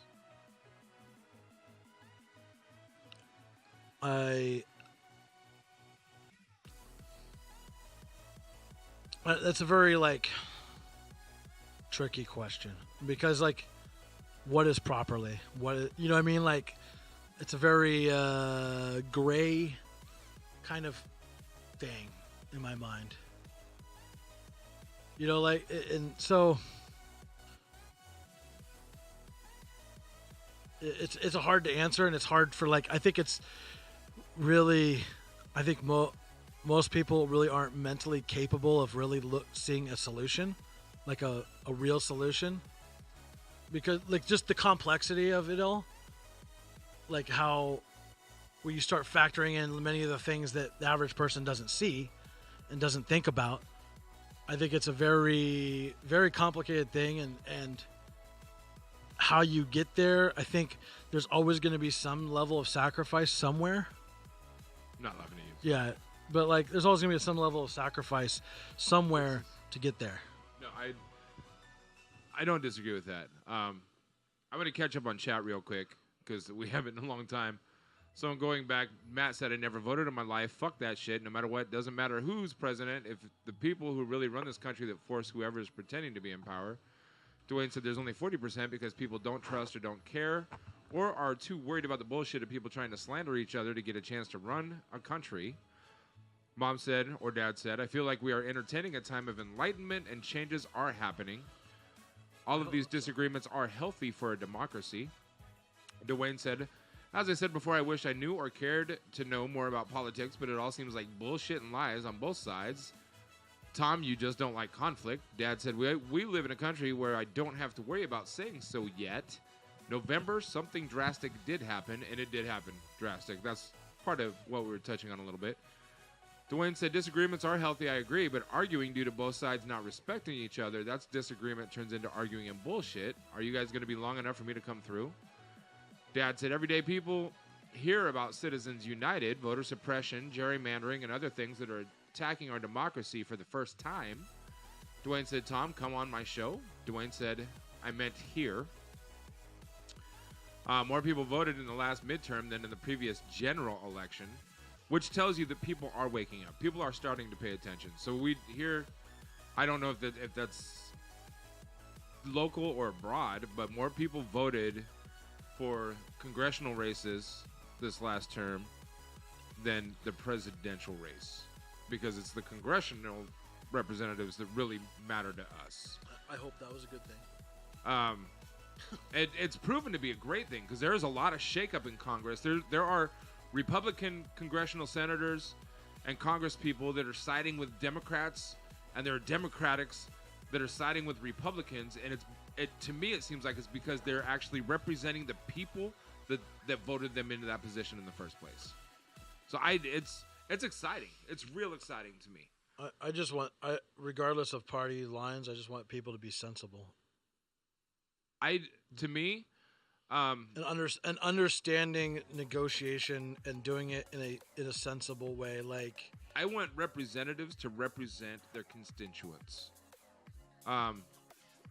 Like if I was to run for Congress, you know that I'm very opinionated. No, I'm very strong in my own personal beliefs. But if it came down to it and I was elected a congressional representative, I would represent the people of my district, the people that voted me to represent that demographic of the country, that little piece of the pie. I would represent them.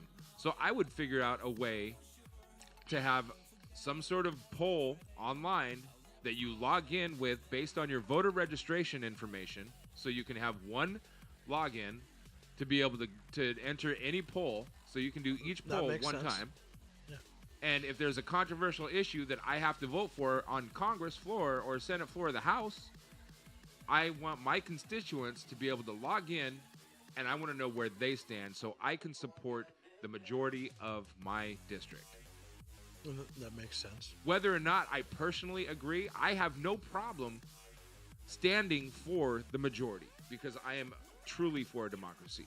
Over my own personal beliefs and personal morals, democracy comes first. There's a lot of stuff going on in this country that I personally do not agree with.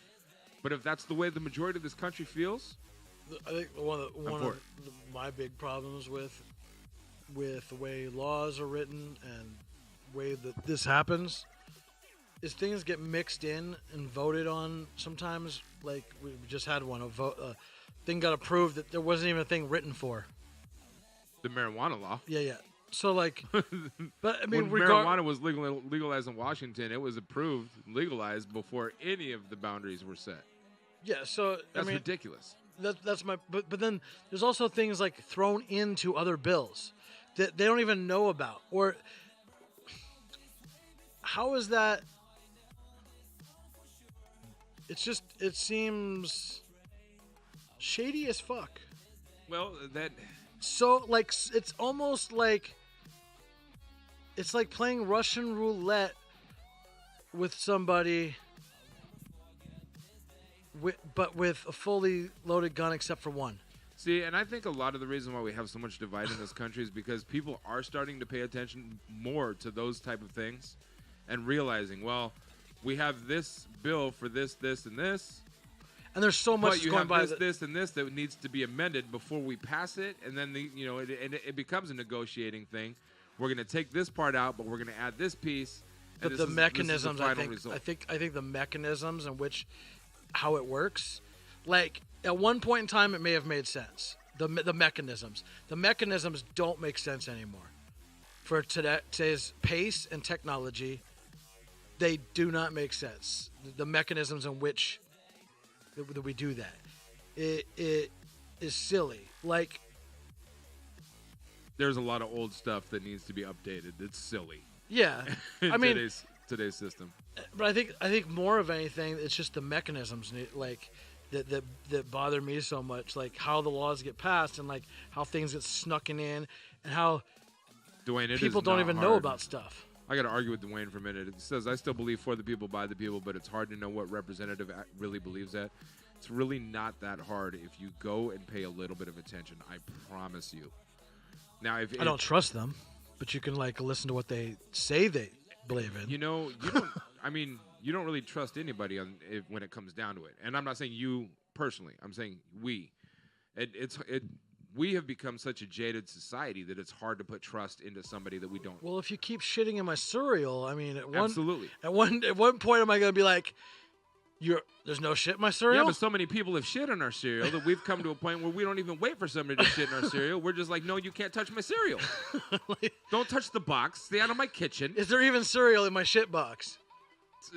Exactly, and that's the mindset we've come to. Like, but there's a reason for it. Well, part of the reason is because as humans, we become so shady to one another. As humans, we stab each other in the back on a regular fucking basis. And I think it's because disgusting. I think one of the things is technology has changed so fast that we haven't been able to fully adapt to it yet. So that's fair. Because, like, I mean, think about as generations and generations go by, if we go back 1,000 generations on our own timeline of like our own family tree, 1,000 generations back, do you think those people are going to be like anywhere like us at all? Really? Like they'll have a face, probably. You know, like right. They'll look humanish. 1,000 years from now? No, 1,000 years, 1,000 generations back. Oh, okay. So if we went back 1,000 of our generations, so let's just say a generation was 60 years. Duane, I'm sorry, I don't mean to make it this blatant, but that is an ignorant statement. You're not paying attention to enough politicians to say that they're all full of bullshit, and I know that for a fact. So that'd be back 60,000 years. I don't know why I couldn't do that in my fucking brain. That was an easy math equation. Anyway, now that I like looked at it, I'm like, I'm a fucking idiot. But so 60,000 years ago, like what were we like as human beings 60,000 years ago? Very different than we are now. Like how many over that time? Like how slowly did we evolve? You know what I mean? Now look at the last 50 years. Like 50 years ago, we had slavery still. Right? Is that right? Or 60 years ago? Something along those lines. I mean, it wasn't that fucking long ago. And look at how much progress we've made technologically, as a society, like we physically are at our absolute borderline limits of being able to keep up with growth socially, technologically, medically. That's ignorant, Matt. We're growing at such an insane pace that there no shit there's conflict. There is massive conflict right now because and even politically, when this country was founded, there was a little bit of conflict, but we had a group of 12 people that all pretty much sat at a table like we sit at a table where they drafted out the outline for the United States. How many years ago was that? Well, let's see. When were we founded? It's about 250 years ago. So 250. So maybe 4 or 5 generations ago. Right. This country was founded. That's nothing. Right. And now we're progressing at such an insane pace. Right. Like, I'm surprised we haven't had another fucking world war in some aspects. Like, I'm glad we haven't. It's not ignorant to believe that voting means something, because without voting, people wouldn't be elected. Plain and simple. But though the whole system may need to be changed, like voting, the way we think of voting now may need to be changed. Like we may need to go, like, you know what might happen in another 150 years? We might get rid of voting the way we even think about it now. It might be done via computer, by implants in our brains. Or like I said, everybody has one voter registration card. If you go to vote and somebody else has already voted under your voter registration, tough fucking titties. You should have kept your shit secure. You should have had a better password. Well, what'll probably end up happening before that, or after that, or at some point, it'll be DNA based. You're probably right. And then somebody will learn to hack DNA, because we can already edit it with CRISPR. Version 4 is already available. Like we have blowers for breathalyzers now. Well, yeah, but we can edit gene. Gene editing is already incredible. Like we can, there's already. We can change that, Matt. Like we are changing that. But like I think we're gonna get to a point where we may not even vote anymore. We may not even have. It may become done computer algorithmically. We may become another species, and that's actually probably pretty likely. That based on where we're trying to go. I don't think the planet's gonna last that long. But no, that's what I think we're gonna become another species. We're gonna become like a computer hybrid in some sense, and how that goes will, I think, basically be determined over the course 50 years, in what direction we go. A lot longer than that. No, we won't get there for probably another 150 or so, but I think the direction that we may choose will be determined within the next 50 years. The direction which, and there may be a couple of directions we may take at the same time, and one may win out over another. We may subdivide into different species, which Ice Cream Boy said, "What the fuck did I just tune into?" Some deep thoughts. And like, I mean, as far as any kind of evolution, we look at like evolution of like. We can't deny that there is at least some form, whether a person believes that evolution we came from amoebas or not, but we can show like evolution within generations of small animals like flies or rats or whatever.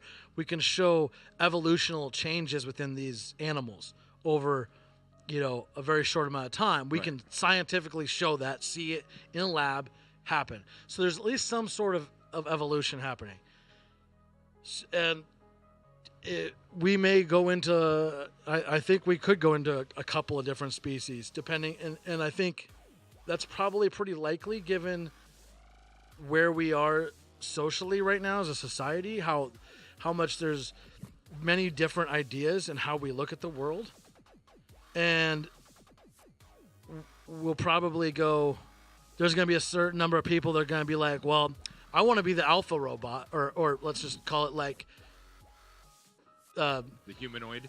Yeah, I want to be the humanoid robot, and I want to be, the the cloud robot. Well, and they probably can just go into the closet if they want to change their identity too. I mean, yeah, maybe we might be able to download consciousness like our brains into a computer in the somewhat near future.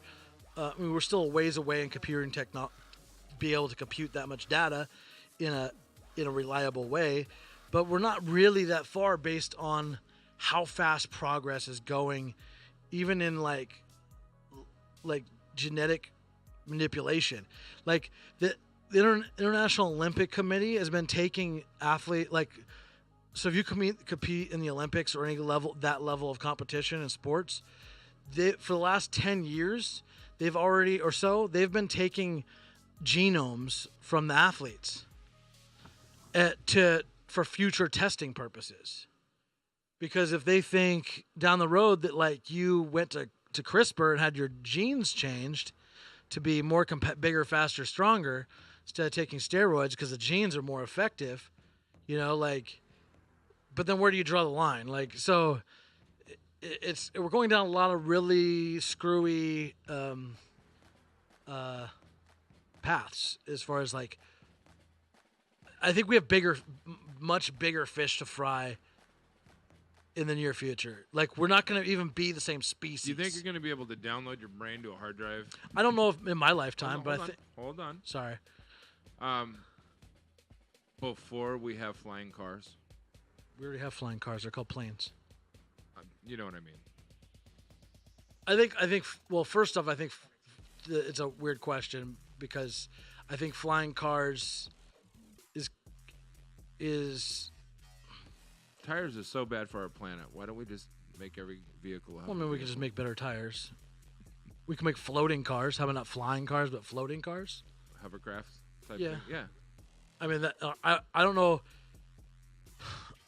I guess once like the levels of Tesla technology exponentially increase a few more generations to the point of like complete autonomousness where we're no longer driving, sure, we can fucking talk about flying cars and if they're reliable enough. I'm just wondering, do you think we'll have what's gonna? It's like what came first, the chicken or the egg?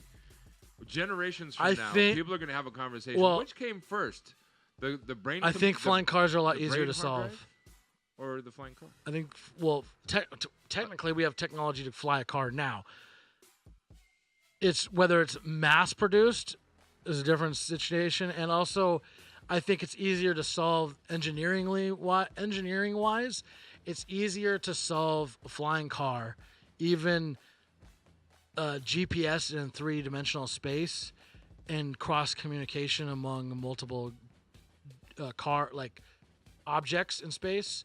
Right. Through like a wireless high-speed internet or basically an internet connection. It may not be through specifically the internet, but it'll probably be a separate network. But that seems to be a lot easier to solve and really close to solve with current technologies. Making it that much more reliable, probably a couple generations of computing technology down the road. But our brains are still far more complicated than, like, the closest thing we have to it would be right now is quantum computing.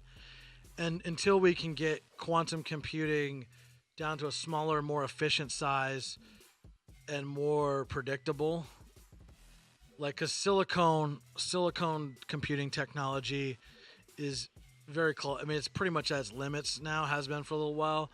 That's why we don't see the exponential growth in processing power anymore. The only way they process it differently is with creating more cores, creating different architectures altogether, or reorganization. But the pure power output and processing power of the same it hasn't really been increasing much because silicone is being limited. Duane, we can't play that on here. Damn it. I'm tired of having to go through and edit shit in YouTube. That shit sucks. No, I mean we can build flying cars now. Yeah. I mean, there's already technically there's already operating flying cars. I mean, there's not very many of them. And there's still There's- a lot of bugs to work out. but There's yeah, well, I that's- mean, I'm not talking about flying cars in the sense of Back to the Future flying Matt, cars. I wish that was true. I wish that was true. But even Elon doesn't think flying cars is that great of an idea. Because like the reward They versus definitely risk won't at ice cream boy. the reward and risk now isn't it makes sense. Like Elon's underground tunnels make a little more sense than for populated areas than flying cars do. Yeah. But like Seattle's working on one. I believe. flying car No, a tunnel. tunnel. Okay. Mass transit tunnel. It's called the E99 or something like that, but it's costing $5 billion more than anticipated after they started building. I'm sure it's gonna. Well, digging tunnels of that size and magnitude are not cheap. It's super slow. It's a very Doing, costly thing. yeah.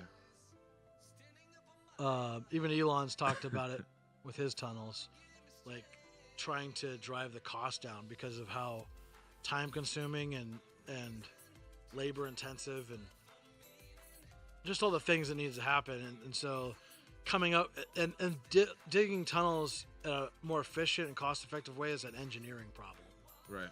more than anything. I mean, so is flying cars, but just different types of engineering is involved. One's more mechanical, one's more electrical computing, really, is what it comes down to. Like, but I mean, do we really need flying cars anytime soon? I mean, what? Tires suck. But you could. I'm just. But I mean, you could just have hovering cars for that. That's what I meant. Like a flying car, a hovercraft type thing. Yeah, I mean, Yes. I think actually Elon Musk said his new car that's coming out is supposed to have that. I Wow. believe. That would be cool to me. I think it's the next one on the assembly to be done. Like to Matt be done. said, just crashing equals 300% more chance of dying in flying cars. I base that on my F in math 12th grade. I mean, Just you're hire some not Tremor wrong. aliens from the movie to dig those holes. What about Dune? The big sandworms in Dune? We just Oh, dangle yeah. a carrot in front of its nose and it'll just dig the holes for us. Or the Tremors things. Yeah, that's what Matt was referring to. Yeah. He said just hire some Tremor aliens from the Tremor. movie. Okay, yeah. to They dig were the aliens too. I forgot they were. Are they? Actually, I don't think they're aliens, bro. holes. I don't remember the movie. It was There's like wasn't five of them. Wasn't it really corny? Like on purpose corny almost. Well, no, Kinda the like first one was Starship pretty Troopers? good. No, the first one was actually pretty good. Like they put some money in the first one. The ones after Yikes, were I'm kind already of pretty corny, mad. but they were still entertaining.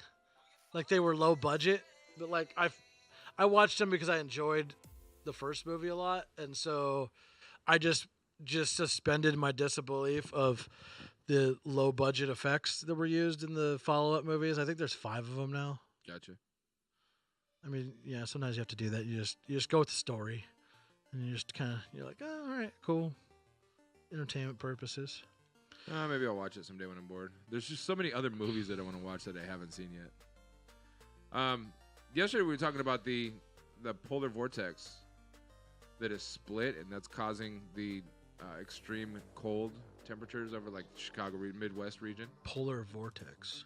So basically, over the North Pole, Antarctica, there's a what's called a polar vortex. It's always working, always spinning, kind of responsible for forming glaciers and controlling weather, climate all over the globe. Is it you talk? But it's split right now into three sections, and it does that on a regular basis. Sometimes it'll split off, and then it'll come back together, and it'll split off and come back together. It's Part of the magnetic field. yeah, Okay. yeah. A lot of it has to do with the shift of the Earth. So when the Earth shifts a little bit, it kind of wobble. disrupts the polar vortex. The So wobble that's from why. the sun and the moon.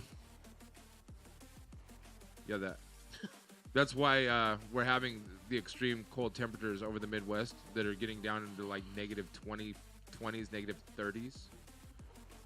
I wouldn't want to deal with that. But since Twitch is video game related, there's a picture that came across my news feed that I had to share because due to the cold weather, Sub-Zero wins. No. I just thought it was funny. Sub-Zero wins.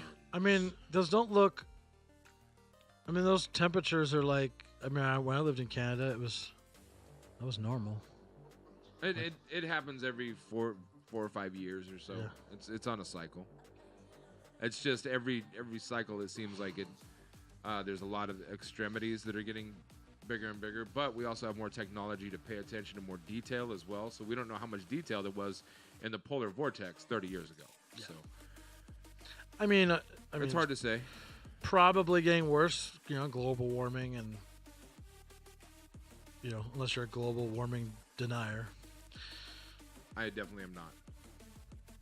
I mean, science pretty much shows that it's been spiking very high. Ice Cream Boy said Shawn's an honorary Canadian. He's seen our shit. It's just hilarious that like he lives where I used to live. So random. So if somebody gets in a fight and there's a video of the fight, are we allowed to show it? You can show whatever you want. I mean, I don't want Twitch to bust us. I don't know what's Twitch's That's rules. what Are you sounded talking up, about please. YouTube? Both. Oh. Yeah, I'll wait till you get back for this one. I don't know if you heard that or not, but Shawn just broke the trim in my garage door. He just kicked it. Kick it! Dun, dun, dun, dun, dun, dun, dun. I apologize. I know you guys get bored when it's just my face, but I'll do this by myself if I have to. It does get ronery. Ronery, I'm so ronery. Thanks for tuning in, man. Everybody that's here, appreciate it. We got to keep this ball rolling. I'm looking for an ad read. We haven't had one pop up in a long time. Damn it. At all. What the hell is going on? What the hell? Chatbot must be broken. I gotta go look.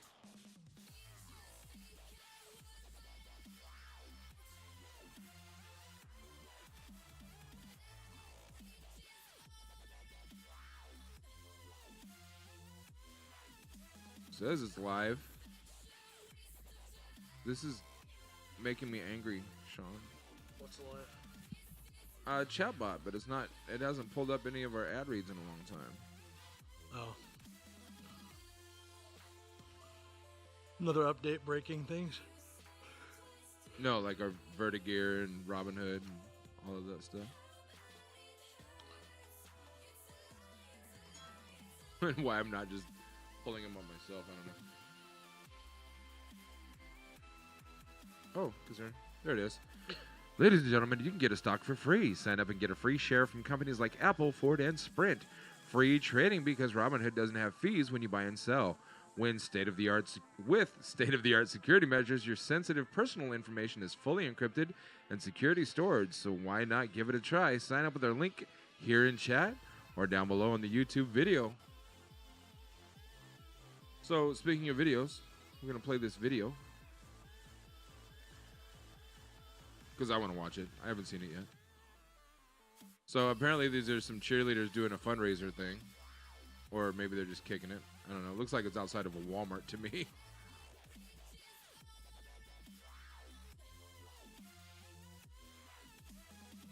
So look, the girl in yellow, that's a big girl. And she's pushing around the little cheerleader. And boom. Boom. Yeah, girl. You mess with varsity cheerleader. That's not just. She that's might not also B be squad. she might also might be an athlete. Oh, is this a different angle? Oh, she did punch her first. She reached out and punched her. That's what you get. You reach out and punch somebody, you should expect to get it and back. she slammed her into the ground.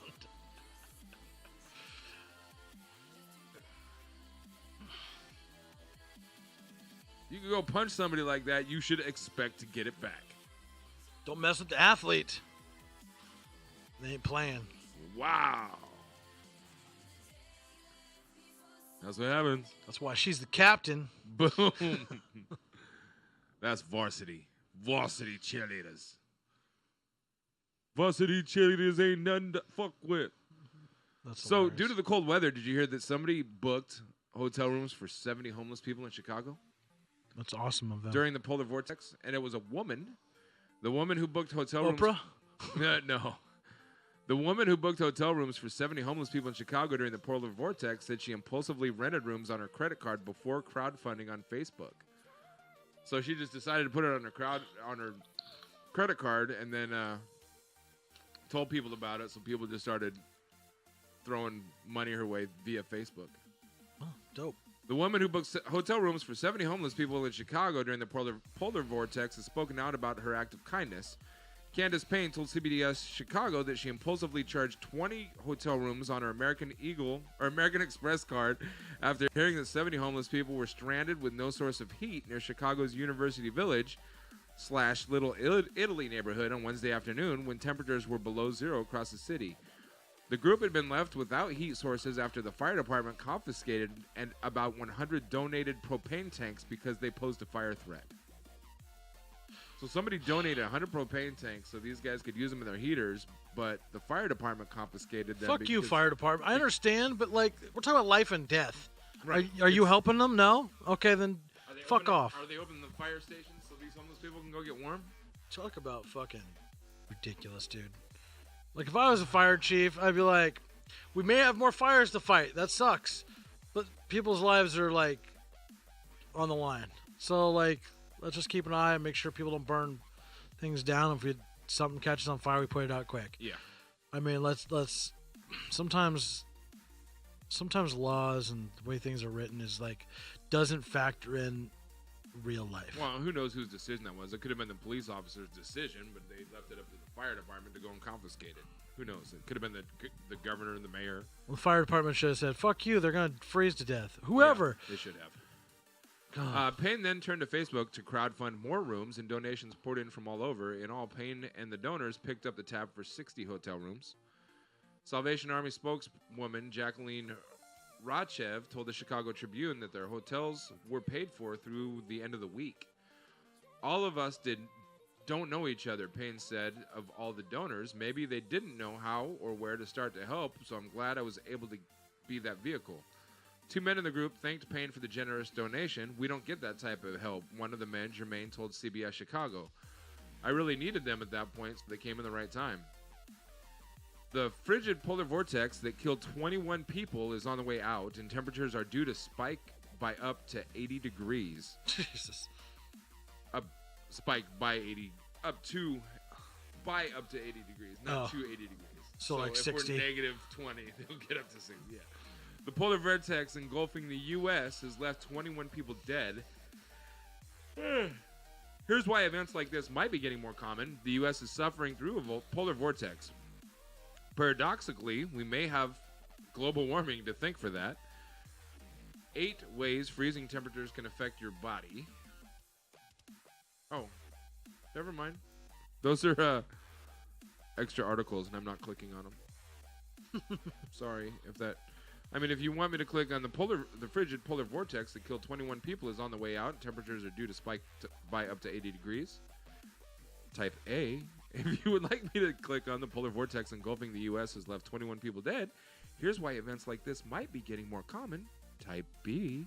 The U.S. is suffering through a polar vortex. Paradoxically, we may have global warming to thank for that. Press 1. And 8 ways freezing temperatures can affect your body. Press L.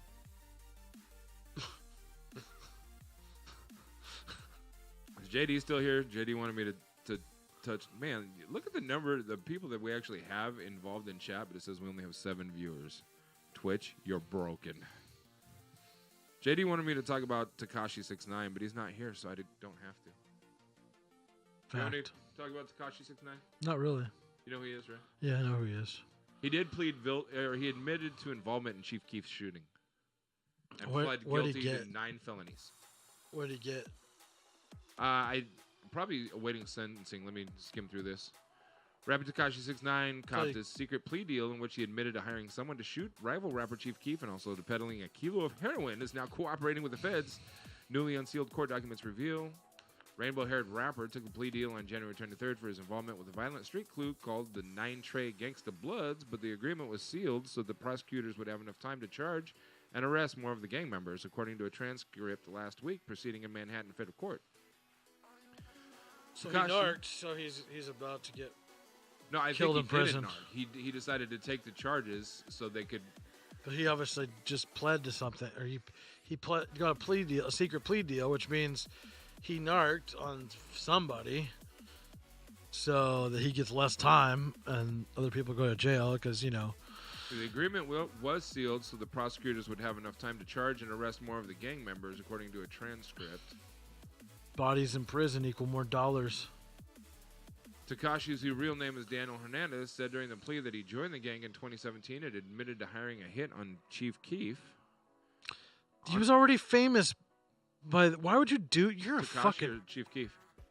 Tekashi. Look at him. He's not very bright. I mean, he's bright colored, but he's not very bright. You're already famous and you're already making good money and your career was going up, and yet you're a fucking idiot. Jeez. My sentiments exactly. On or about June 2nd, 2018, in furtherance of 9 Trey of the 9 Trey Enterprise, I paid a person to shoot at a rival member of 9 Trey to scare him. The shooting took place in Manhattan, he told the judge. I did this to maintain or increase my own standing in 9 Trey. In furtherance of the shooting, I knew that a member of 9 Trey discharged a gun, Tekashi said. Those sound like pretty, well-scripted words. On or about June 2nd, 2018, in furtherance of 9 Trey of the 9 Trey Enterprise, I paid a person to shoot at a rival member of 9 Trey to scare him. The shooting took place in Manhattan. So somebody else wrote it and he signed it. Yeah. Well, no, he told the judge this. And then he went on to add, I did this to maintain or increase my own standing in 9 Trey. In furtherance of the shooting, I knew that a member of 9 Trey discharged a gun. I'm afraid to see what that clip is. Play with? Dude, the names that they give the clips are so funny. You can write in what you want. Oh, you can? Yeah. You know that? You do it in the description, but you can't for the URL. Not for the URL. Well, if you change the change the title of it, it'll you can change the title. No, the URL stays the same. I've clipped a lot of stuff for the last few days and a lot of people's stuff. So this clip is literally clips.twitch.tv/quaint piercing curry brain slug. So it picks, picks 5 random words. Oh, but the name of the title is like. Oh yeah, you can change the title. You can definitely change the title. It's a weird name.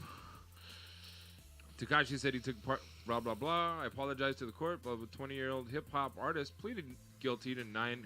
Why does it say rap artist? I hate these articles. The 22-year-old hip hop artist pleaded guilty to 9 federal felonies, including racketeering, conspiracy, firearms charges, narcotics trafficking, and violence crimes and aids of racketeering. You choose your words based on what you think is going to be popping up more on search engines. Well, I think whoever wrote this article is just ignorant to. They're probably that too, but you're also gonna like the whole goal of writing articles and keywording them and stuff is clickability. It's how you sell ads. Yeah, I don't think Page 6 cares. They know Tekashi 6ix9ine is gonna. They just Page 6. I don't even know what Page 6 is. Most media they just write. They have writers that write the articles, and then they. Well, yeah, they probably have like a marketing department that goes through and edits words and shit. Yeah. I doubt rap was changed to hip hop in this case because rap is probably just as searchable. But I think more people search for hip hop than they do rap. I think hip hop is a higher search term in Google. Just because it encompasses more genres. It's just not fair to hip hop. Well, no, I agree, but as far as ignorant media. No, that's not CEO. Hip hop and rap aren't the same thing, assholes. As far as what's the word I'm looking for? When it comes to like search engines and the way it prioritizes them in the search results, has to do with the words being used within the article, how many link back things are, what the words in the article, if they relate to also the title and subheaders as well as headers and other things. They all play a role. So, when at one point in time when I was trying to build websites all the time, you had to that was one of the tools that was on this website builder, websitebuilder.com or whatever the service I had, I forget was. One of the tools, that's one of the things it looks for. It actually tells you, you should use more of this word, this word, this word in your article. And you should change your headers to these are more searchable based on what you're talking about. So, I mean, that would be my guess if they were halfway smart. Problem is, but I mean, if that's their job, that's their thing, you know. So Tekashi has not been sentenced yet. He's tentatively set to be sentenced in January of 2020 because there are other defendants involved now. Oh, jeez. Case of the remaining 10 defendants, including Tekashi's former manager, also implicated Thursday in the attempted hit on Keefe, and he's headed to trial in September. Wow. Yeah. So, yeah, it sounds like part of his posse is going to be in jail together. For many decades. He won't be so lonely. I doubt they'll be together. They'll probably all be in different prisons. Different pods, at least different pods. I mean, they're probably federal. They're probably going to their federal shit, right? Possibly. So they'll probably be sentenced to different prisons. Possibly. I mean, why would you all put them in the same place? It just seems too nice. I'd be like, you're going to California. You're going to Utah. You're going to Alaska. You're going to Antarctica.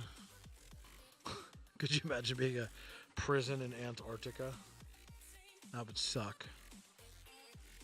Yeah. Life I think it's a good idea, though. You know, if they put a prison in desolate places like that, maybe people would be less likely to... I don't know. I think they just wouldn't give a shit.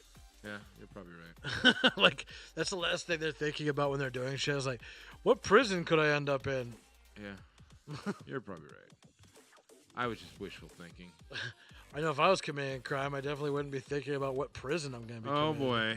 Breaking news. President Donald J. Trump has decided to begin the process of withdrawing from a nuclear arms treaty with Russia. Oh, I thought you were going to tell me he was coming out as trans.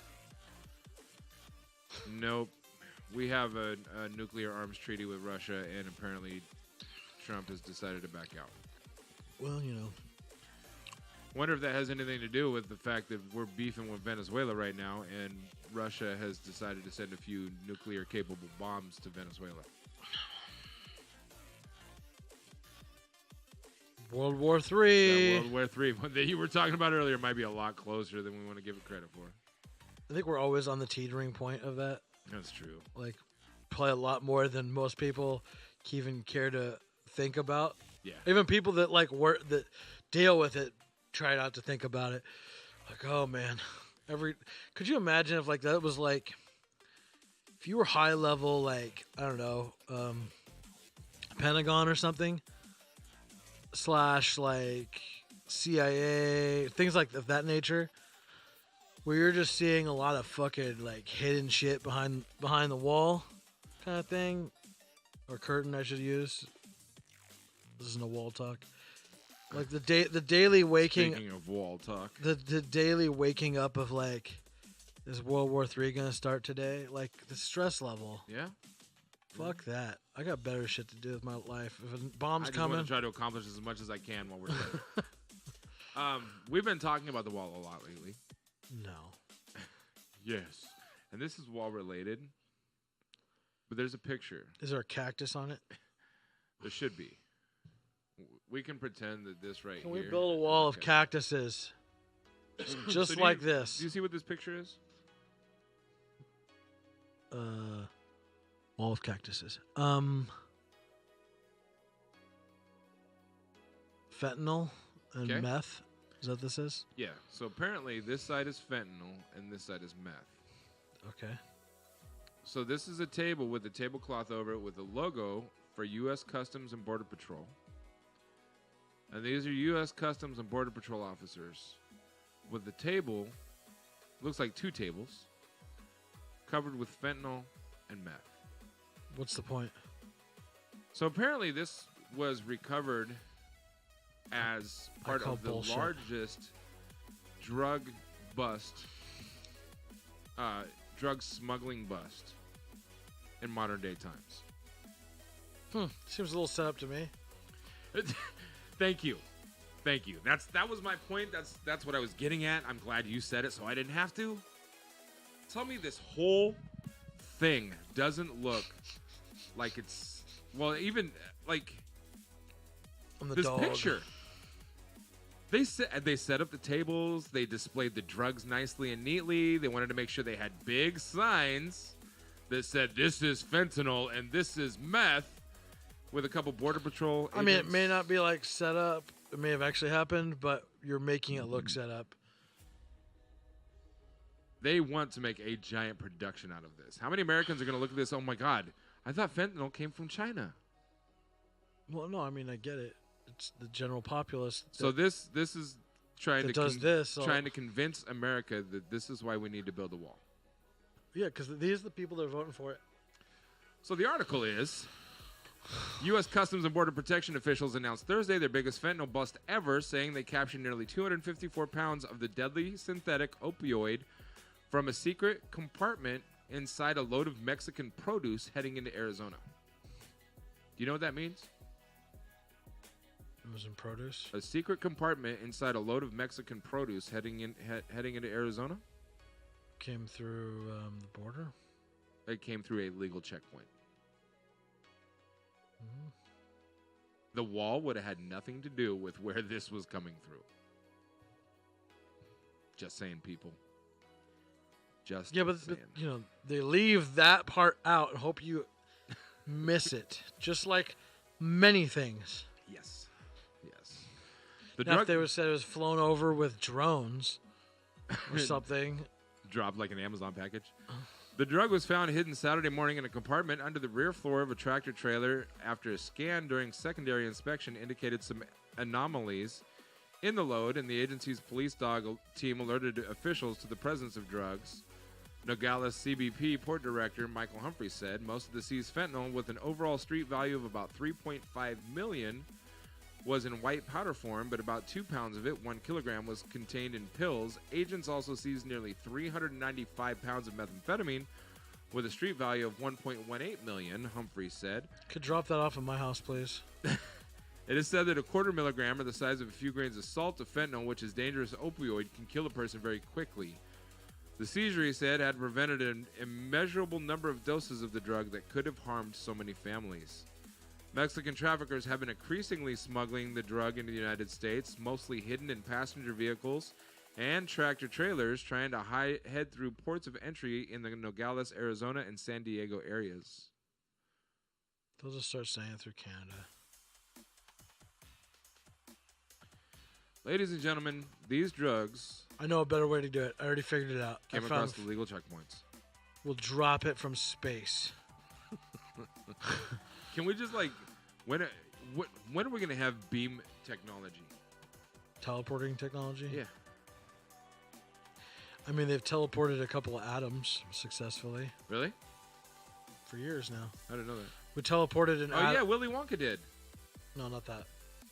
We teleported an atom from Earth to the space station. What? How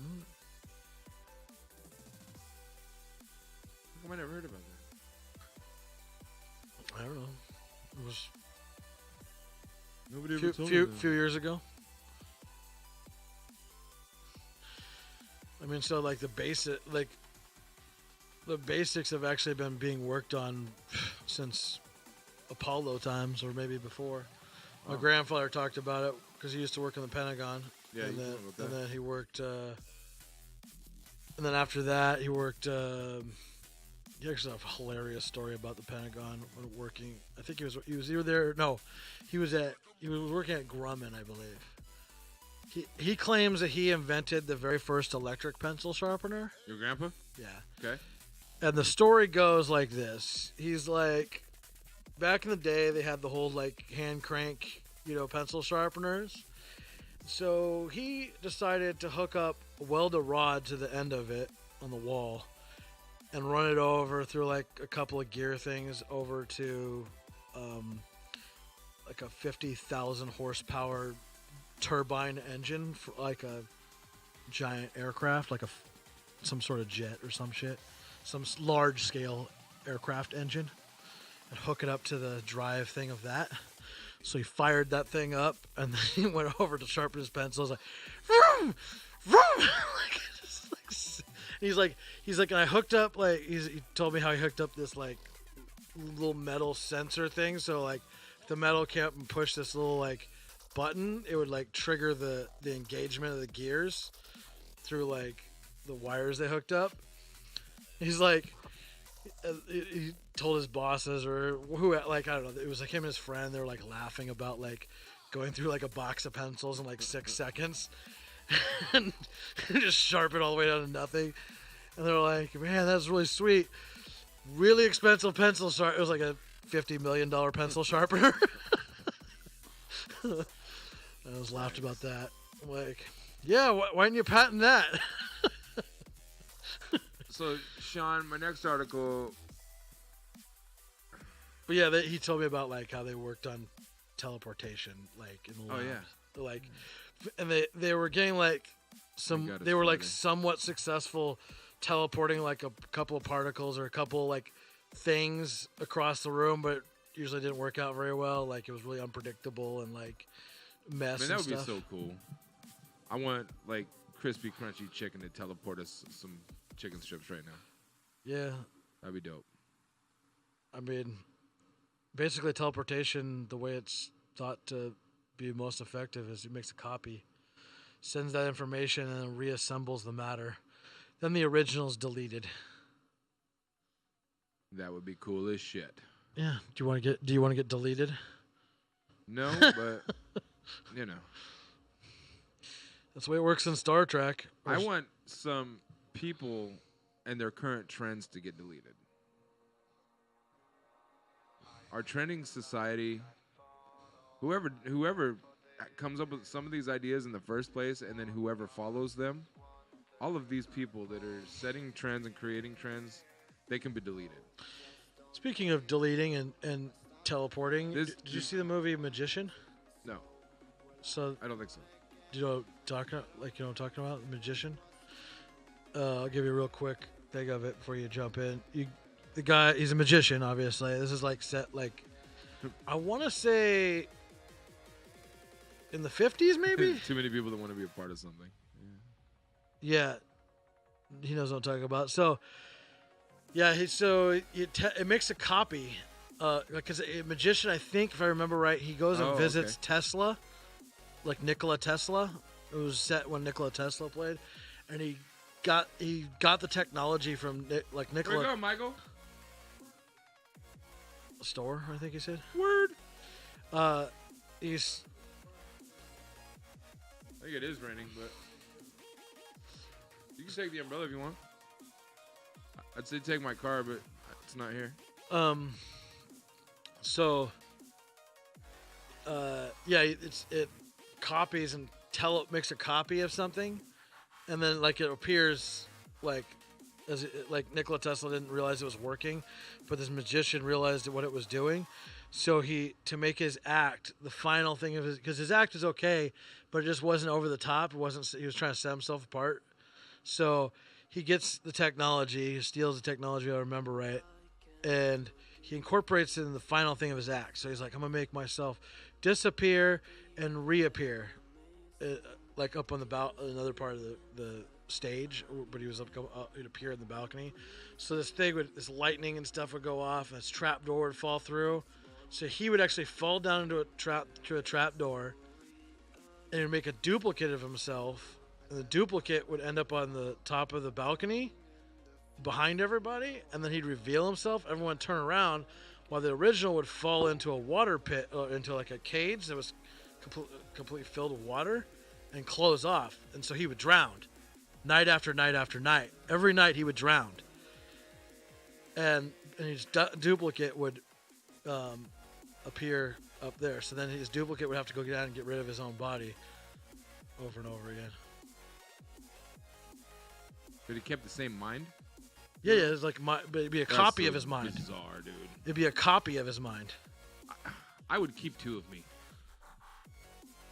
That would introduce a bunch of different. Because you'd still be an individual. Right. You'd just be a clone. But if I could DJ 2 gigs at one time?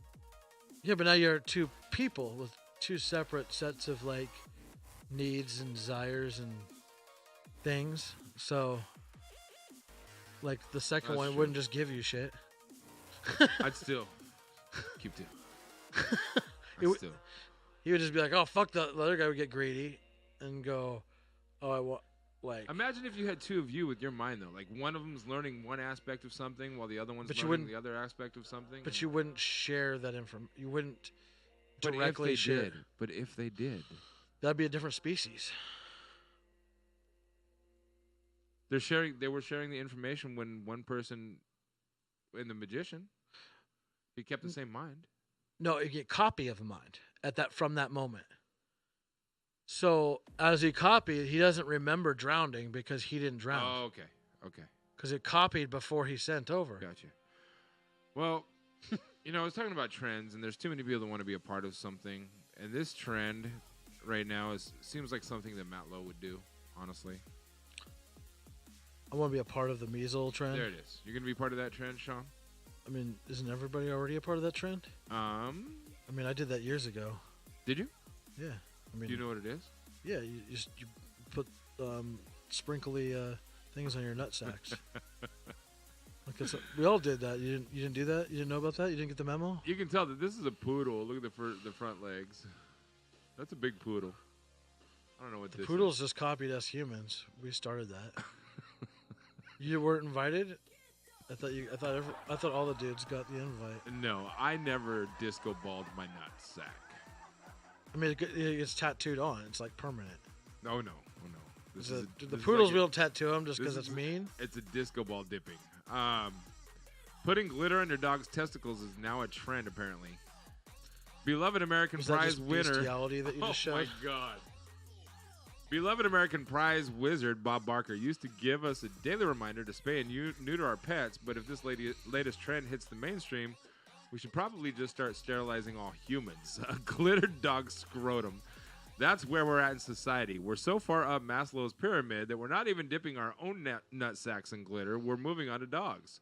How far removed from the threat of starving to death do you actually have to be to pay someone to have to do this? This is the type of thing that's so unnecessarily extravagant that when the working class sees it, they start getting an urge to cut off the heads of the rich. We as species need a new predator. We've been at the top of the food chain for too long. Somebody hurry up and invent and piss off artificial intelligence. That's actually like, it has a valid point. We live in a world now where we argue and bitch over some of the dumbest shit sometimes because we don't have to worry about like what's coming to eat us or where we're going to get our food next. Like if we all had to like fend for our own food, so many people would be fucked. Yeah. I'm just saying. Humans have become the animal kingdom equivalent of a foppish, ridiculously bewigged French noble whose diet is mostly foie gras and whose hobbies include pretending to be poor and decorating his poodle's balls. There's actually absolutely nothing more foppish in French than glittering a poodle's balls. The trend first hit wide public awareness after being shared in the Royal Paws Pet Salon Facebook page. The North Carolina Pet Salon, however, is not a purveyor of sparkling dog balls. They posted the pictures for entertainment purposes only and assured their customers that they would absolutely not be partaking in testicular bedazzlement. Sorry, Matt. Some people have called the scrotal decoration animal cruelty, but you can at least be satisfied in knowing that the only thing being hurt is the dog's pride. The glitter, which is edible, Yeah, they make edible glitter. Do you know that? I get it, but why? That just had to be. Well, so the dog can lick their So own the nuts. dog can lick their nuts. Yeah, I get it. I mean, if I could lick my nuts, I'd never leave the house. I never leave home. The glitter, which is edible, is applied to the dog's scrotum with a corn syrup, so basically sugar. It's not dangerous for the dogs who've licked far worse things than their own balls and sugar. But is this really how we're repaying dogs for Like being peanut the best butter. man's best friend?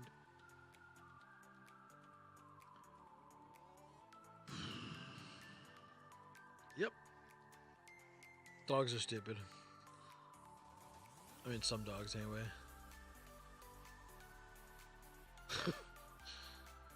I knew that's how Matt eats his glitter.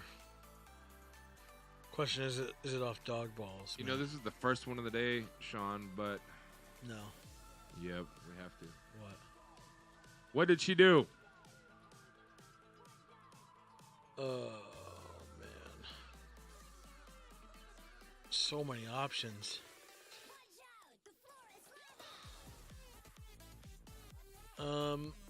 She like you know what her head looks like right now? What's that? It looks like a really bad, like, if she wasn't a 3D object, which, I mean, she technically is, but, like, normally you want, like, textures so, like, it looks like it has some life and stuff. It looks like a 1983 texture, meaning, like, there's, like, it's like her hair is part of her head, like, part of her, like, it doesn't, there's no separation between her scalp or head, cranium, and her hair. Like, it's the same thing. Does that make any sense? Okay. So she looks like a poorly printed 3D model, and she's pissed off about it, so she's going back to the hair salon and swinging an axe. Woo! Matt said robbed a McDonald's, but got caught because she couldn't run away. Plus, she was eating the food she just stole in the back alley. Duane said she looks like she ate people that had bad credit. The credit purple people eater. Oh, my Lanta. So, the headline is Idiot Mom Films Herself Of course she does. waterboarding her sleeping infant as payback for waking her up at night. She should have, like, waterboarded herself. A Meredith, South Carolina mother who decided her infant child needed some well-deserved payback for the crime of being an infant child snuck up on the sleeping baby and, while filming herself, because of course, poured water on the baby's face.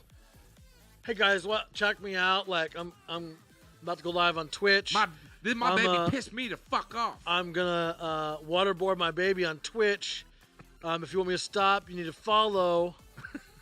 I need 10 follows, and I'll stop waterboarding. Ugh. You want to save the baby's life? 10 follow. Like that. Is that what happened?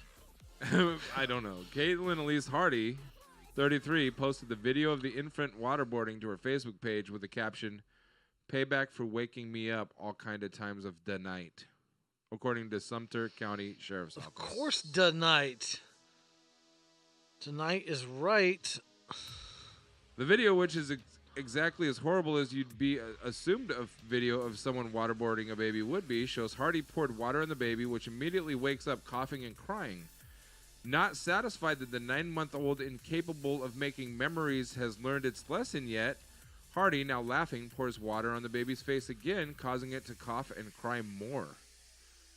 Unfortunately for Hardy, but fortunately for the innocent baby being tortured, the video didn't get as many likes and LOLs as Hardy had anticipated. Instead, a couple people decided to call the police. Because, again, a baby was being waterboarded. Maybe she thought it was a cat, and like you spray the cat's face with water when it's doing something it's not supposed to, and you're like, psst, psst, I'll just do the same thing, but it's a bigger cat, so I'm just gonna use more water. Remember in a bucket. Hearing stories of like,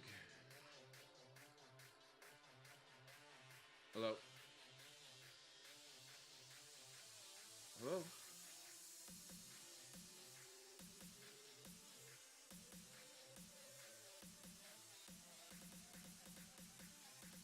Great, how are you?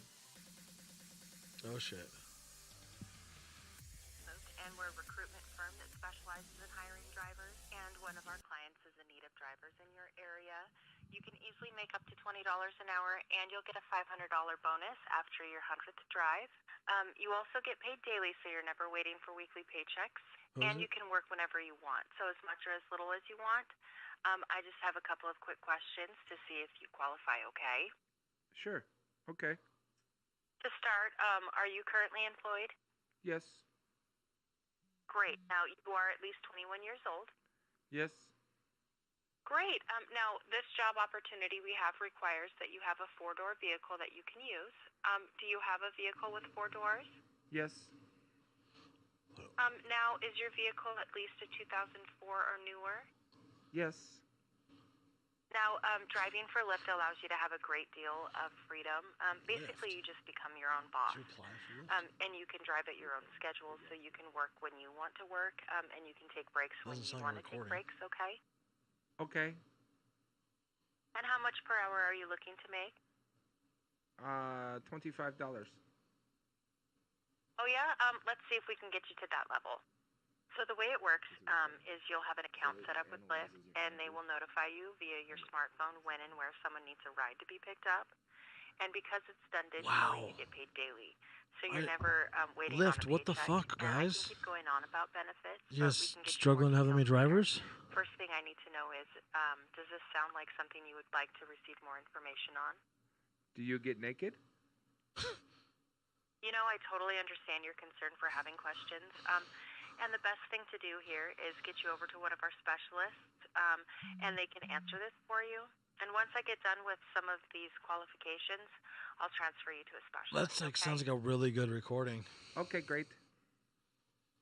Okay, well, Other so than you far didn't recognize I the have word you naked. pre-qualified for everything. However, it's not my position to review the pay structure or the specific benefits for driving for Because Lyft. robots can't do My that. associate will do that for you. Please hang on while I transfer you over to them, okay? Okay.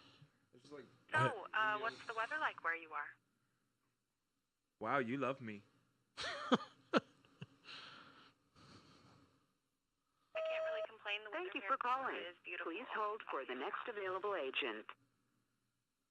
So do you have any big plans for this coming weekend? Getting naked? Uh-huh. Hi, this is I don't have any plans. Speaking on a quality recorded line. How can I help you? Hi, this is Bridget, and I have a qualified candidate on the line who has expressed some interest in driving with Lyft. I'll let you take the call from here. Thank you. You're welcome. Hi, how are you They doing even today? play along. I am great. How are you? I'm good. Thank you for asking. Was that? I'm excited to get you started drive. Oh, I'm excited too. Was that Siri I was just talking to? I'm sorry? Was that Siri I was just talking to? I'm sorry. I'm taking notes. Okay, I don't have any information on the handoff agent. Oh, okay. Yeah. I'm sorry. Continue. All right, but I'm excited to get you. Wow. As a Lyft driver, you will use your Glad own we're car to capturing give this people live. rides and can earn up to $20 an hour. I'm here to help you get through the application process and on the road to making money. I do Sounds need to great. verify a few things before we get started.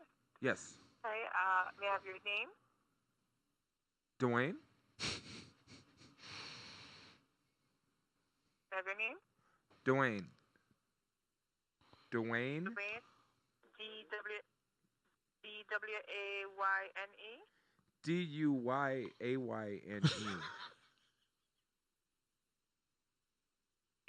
You said D-U? Duayane. Okay, thank you. I am new for knees. Y-A-Y-N-E. I'm sorry? Yes, Duayane.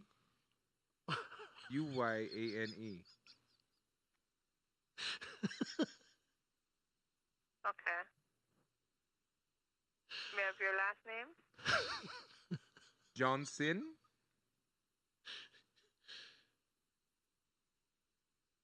Have a spelling? Jawnssin.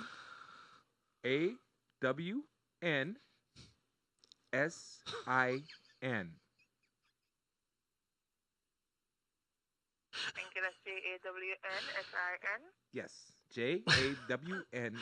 Jawnssin.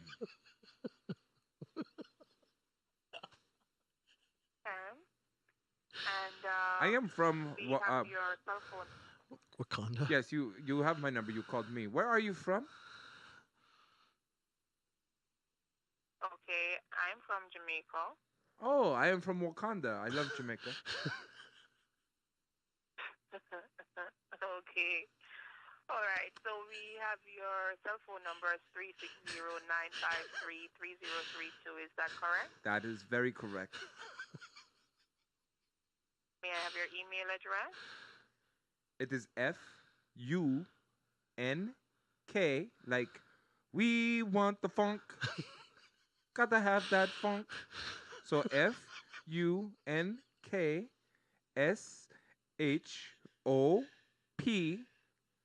like American Song Thrift Shop.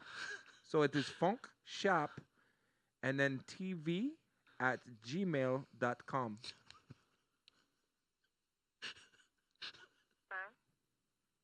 Can you say that back to Have me, you ever please? created a driver account? Yes, it's FUNKSHOPTV@gmail.com. Yes, like we want the funk, and then go shopping. Okay. Have you ever created a driver account with Lyft before? No, ma'am. Okay, and are you interested in getting on the road immediately within a week in the next 30 days, or are you not in a rush? Next 30 days sounds perfect. Are you at least 21 years old? Yes, ma'am. And do you have a driver's license that has been valid for at least 12 months? Yes, ma'am. 14 months actually. 14 months actually. Okay, so Wait, we have your wait. 14 months actually or 14 months accidentally? Sorry, my English not so good yet. 14 months actually? Actually, I think that's the right word. 14 months actually. That's correct, yes. Your zip code, is it 98662? Whoa, you already know where I live?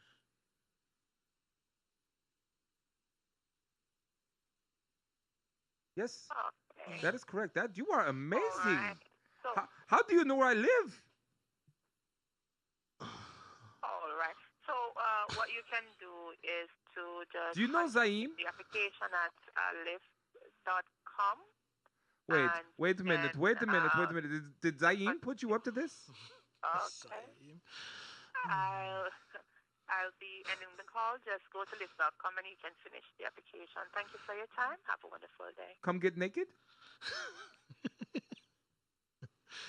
Denied on that application. I guess she don't want to get naked either. So, Mark, that is a no-go. Damn it. My credit score just took a turn. Meow. So much for credit. Well, hey, at least I kept you on the phone longer than anybody else did. Wow. We are the champions. That robot was pretty good. I have no idea how they got my zip code. They probably had a file with my phone number and zip code and address. They probably bought the information from someplace. Yeah. Because now, like, places like Amazon can sell your information to companies. Mm-hmm. Yeah. That was great. That is hilarious. But yeah, that first part, I knew it was a bot immediately. I could tell by the amount of static and because I've dealt with calls like that before. But it is pretty ingenious. Like when you call Comcast, you're dealing with the same kind of thing. It asks you all of these questions, and based on your answer, it routes you to the next, their computer system that you voice in. Yeah. It's weird. It's crazy detailed, but that is funny. That was fun. And on that, we've been live for 3.5 hours. It's Friday, so I want to be able to go take a nap and hang out before I go to work tonight. Shawn, you got anything else you want to add? Nope. Other than anything you want to subtract? I want to go to Wakanda. We got to go to Wakanda. Like accent change through the 4 times. Well, because I was thinking, man, who can I try to mimic? And that's when I started trying to go to the Coming to America. Yeah. Wait. Did Simi give you my number? You're right, I don't work. He spins records. And gets on Twitch every day. Duane said, damn, I wish I would have known you guys were ending. I'd go live. What's stopping you, bro? I mean, like, hello? Are you back home yet? Cactuses. Walls of cactuses. Yeah, what's stopping you? Where you at? Jigga. What's my mother name?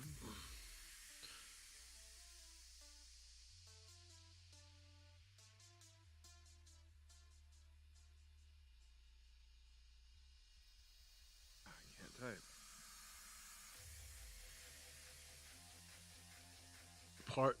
DJ a party I in would SIC? love to. SLC. Oh.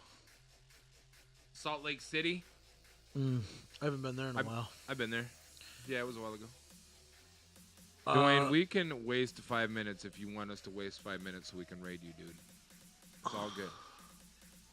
It's going to take him longer than 5 minutes. Yeah, well. We can wait 5 minutes if you need to be raided.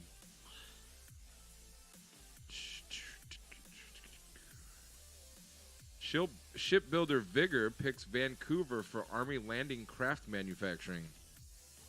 How you feel about that? I'm super excited. They're taking over the former home of Christensen Yachts in Vancouver. The shipbuilder will manufacture Army landing craft, a contract worth nearly $1 billion that could bring as many as 400 jobs to the city. Talk about vaping. I don't have anything to talk about vaping because I'm not a vapor. Shawn, go ahead. Go. I really like vaping Slurpees. It's my favorite. Oh, boy. It's official. Slurpee vaping. Cory Booker's sponsored Facebook ad for his 2020 run just hit my Facebook wall. And the caption is, no federal lobbyists, no corporate PACs. I'm counting on you. I'm gonna put up one for myself. How much? Where are we gonna divide all of the Democratic financial support? 17 different candidates.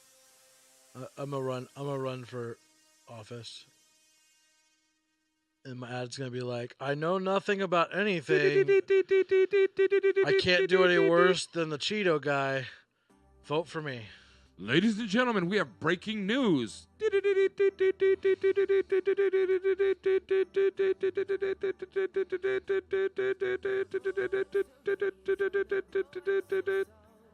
Measles case confirmed in child with the MMR vaccine.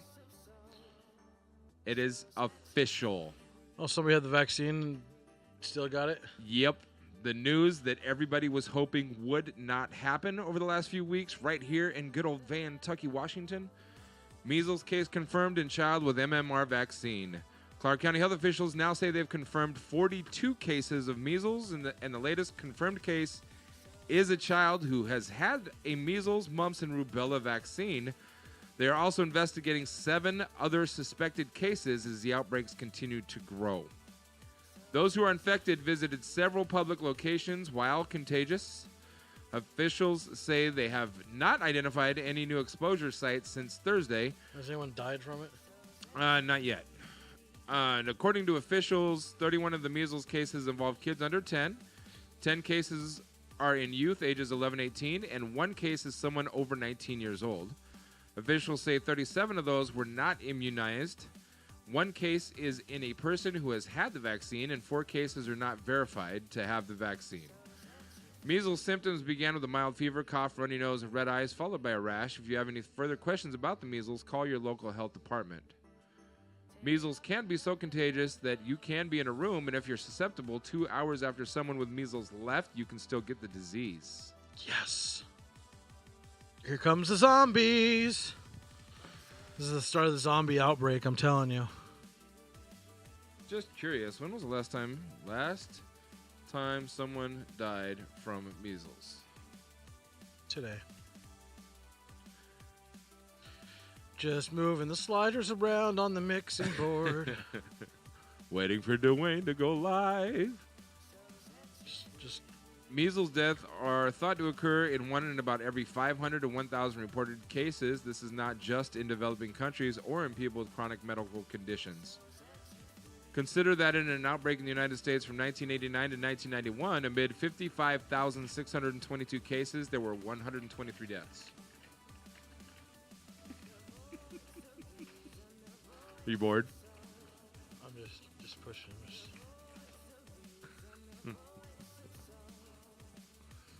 Stop!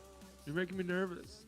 Just the muting mics. So there's your answer. 1 in every 500 to 1,000 reported cases, someone dies. I mean, that's pretty good. So we've still got about 60 cases to go before we have hit the statistical death. Can I get 160 more times? Have you seen the news about the windowless planes? Or the window planes? Wall-less planes? Wall-less planes? Yeah. I mean, you don't really need to have windows or walls to have a plane. I mean, look at the Wright brothers. That guy right So there. it's just a glass thing all the way around? I don't know if it's glass or if it's like some sort of camera thing. Well, With, first off, that looks like a 3D rendering. That's not. well, real. I'm sure it's a prototype type thing. Yeah, that's not. They're not out yet. That's not a real picture. Yeah. So it says in a few years, windowless planes will give passengers a panoramic view of the sky. Every single year, 3.1 billion people take to the skies to reach a far-off destination. Vacations, business meetings, or even seeing a relative or friend that you haven't seen in years. Traveling is about the destination, and the journey has become more of a hassle than anything. The airplane hasn't been redesigned in years. The biggest advancement I've noticed is the addition of the internet and TV on a dated screen in front of your face. Well, CPI, Center for Process Innovation, has taken it upon themselves to revolutionize the airline industry and create a windowless plane. Is it bulletproof? CPI has plans to lower fuel consumption and offer an incredible view out of a windowless plane. And no, That's a really weird, why would you choose to call it windowless when it's just one giant window? Wouldn't it be better to call it like a transparent plane? well, it says, and no, not out of a small 1 foot by 8 inch window. The plane they plan on eliminating windows altogether and wrapping the interior walls of the plane with OLED screens that will display the skies from cameras mounted outside. Okay, so it's okay, so it's a yeah, that actually makes a lot more sense. And that's what I figured it was in the first place too, because nobody wants to fly in a plexiglass plane. That thing's heavy. I mean, it's probably. That's what I was saying. It's probably lighter than the steel that's on the outside. Airplane windows are very heavy and thick. This means the plane walls are thicker and heavier to accommodate them. With OLED panels and eliminating the windows, planes will be much lighter and more fuel economic. And even bigger death traps. They're death traps anyway if you crash. Or, if it's going to crash or if something's coming at it, nobody's going to. Well, I mean, there's cameras everywhere, so you're going to see everything. That's weird. Yep. So if another plane's coming to you, they're going to have to go, turn the cameras off. And then everyone's going to be really panicking. Like, why can't we see anything? Oh, they don't want us to see us die. The OLED panels will provide a completely realistic view of the sky surrounding you, giving you a sense of flying without a vessel wrapped around you. This might pose as a problem for people afraid of flying. Yeah. Oh.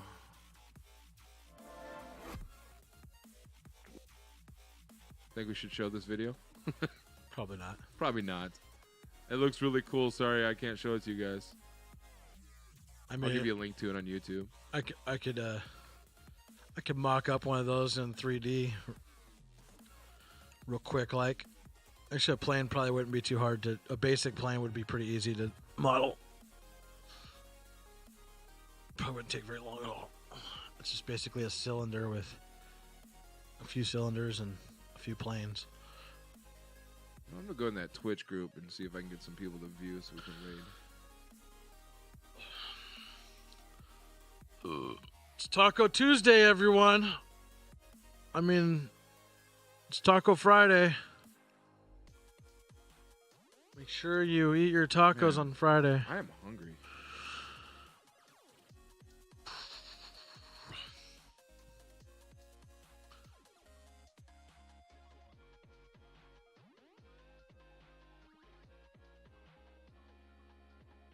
You know, one of the tags that's on here is still American football, even though like we haven't We talked haven't talked about it in a while. long time. Yeah, you can take it off if you want. I mean, The tags on there are so limited. yeah.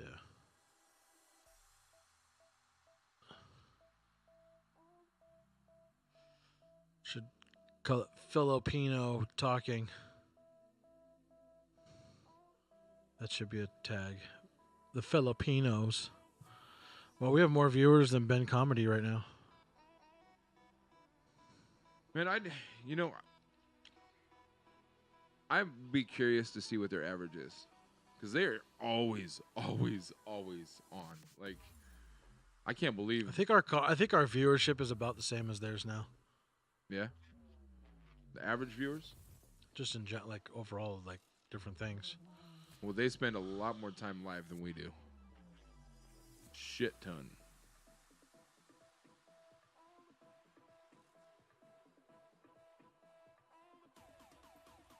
I mean, let's see.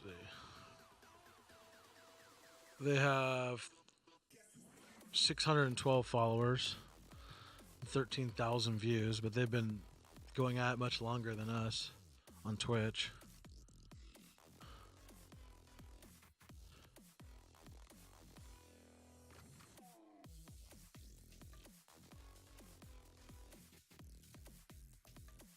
We're at like 335 followers now.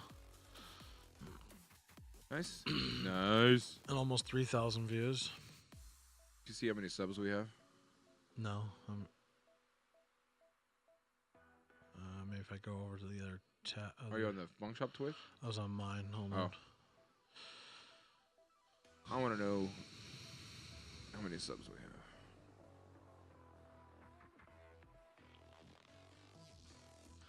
Going into our dashboard now. Ladies and gentlemen, for the best comfort for your butt while you're gaming or sitting for long periods of time, we suggest Vertigear chairs. Check them out here with the link right in the chat or down below if you're watching this on YouTube. We will have soon as in like first week of April. We have because 8 there's subscribers points. 8 subscribers right now. What's that? We have 8 subscribers according to the dashboard. Hey, who are they? Shout them out. I don't know. How do I check? Hold on. Figure out where the hell I can find that information. Give me a second. So coming in April, FunkShop TV will have a product that we will be representing, or at least doing a product review on to decide if we want to represent them. But it is nano amplified CBD flavored water.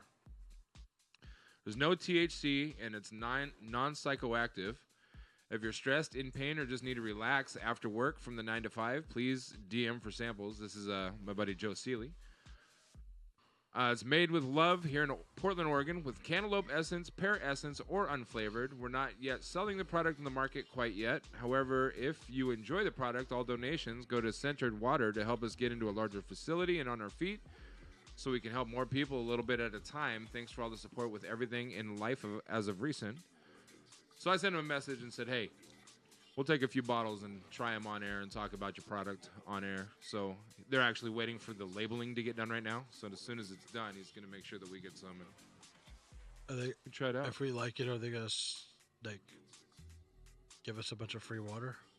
It sounds like it. Yeah. Cool. That's the idea. I potentially could use that. So I'd like to see if it like helps with my psoriasis. That would be interesting. Oh, wow. Will ingesting it help? I have no Could. idea. I don't know anything. Potentially, about if I drank it on a regular basis, it could potentially. Yeah, that'd be cool. That would be amazing, actually.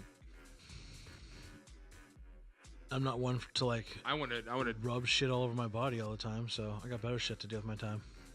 Yeah. I'm hoping they come out with different flavors. Those flavors don't excite me right now. What flavors do they have? Cantaloupe essence, pear essence, or unflavored. Cantaloupe, pear, or unflavored. I don't Pear like sounds. melons or pears. I mean, I don't know how the. Duane, just go live and tell us when you're live. Jesus. Send a message to group chat. We're waiting for you, man. 2 hours later. Okay. Are you live right now? Interesting note on CBD. I cannot take it as I'm on probation and it's not allowed. What if you were in a legal state? Would that still hold true? And our federal government is working on. In fact, some states already are, or if they're not, they have been erasing marijuana charges or restrictions.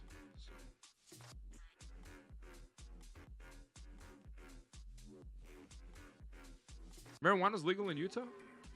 I have no idea. Yeah, Juicebox Hero said it is. I didn't know that. Was not aware.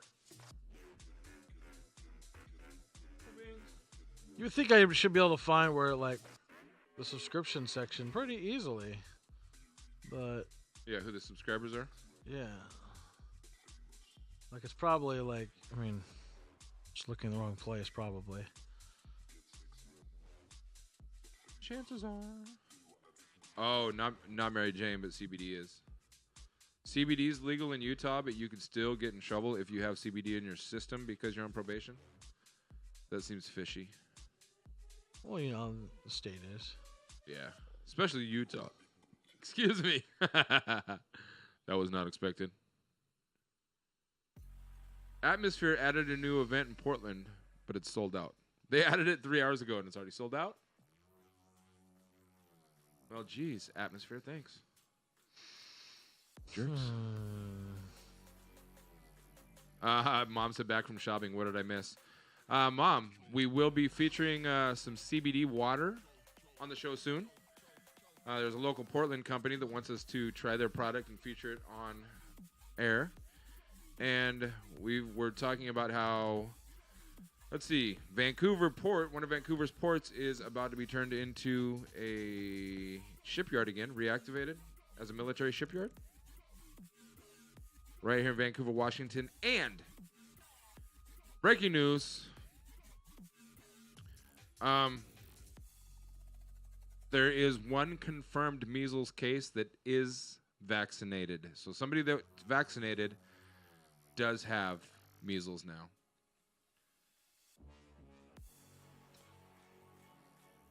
Well.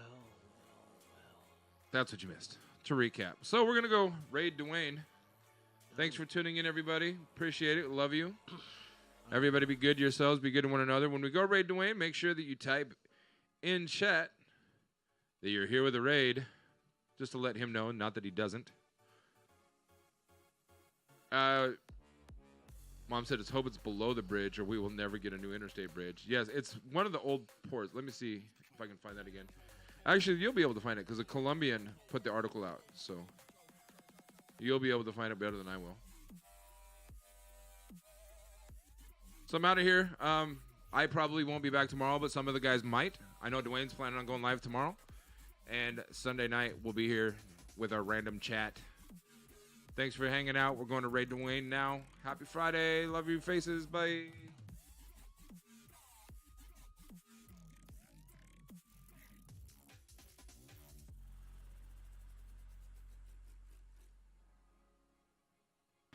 Good morning, YouTube, or afternoon, whenever you're watching this. Good news, we're doing a weekly giveaway on our YouTube channel for Amazon gift cards. All you got to do to enter is like the video, give us a subscribe, and comment below. The more comments you give us on the weekly videos for that week, we go Monday through Sunday, the more chances you have being entered, basically. So I'm going to go through whatever the most creative content is as far as your comments go, and I'll pick a winner, and I'll send you a gift card. It's pretty simple. Free money. Who likes free money? I know I do. Subscribe. Have a good day.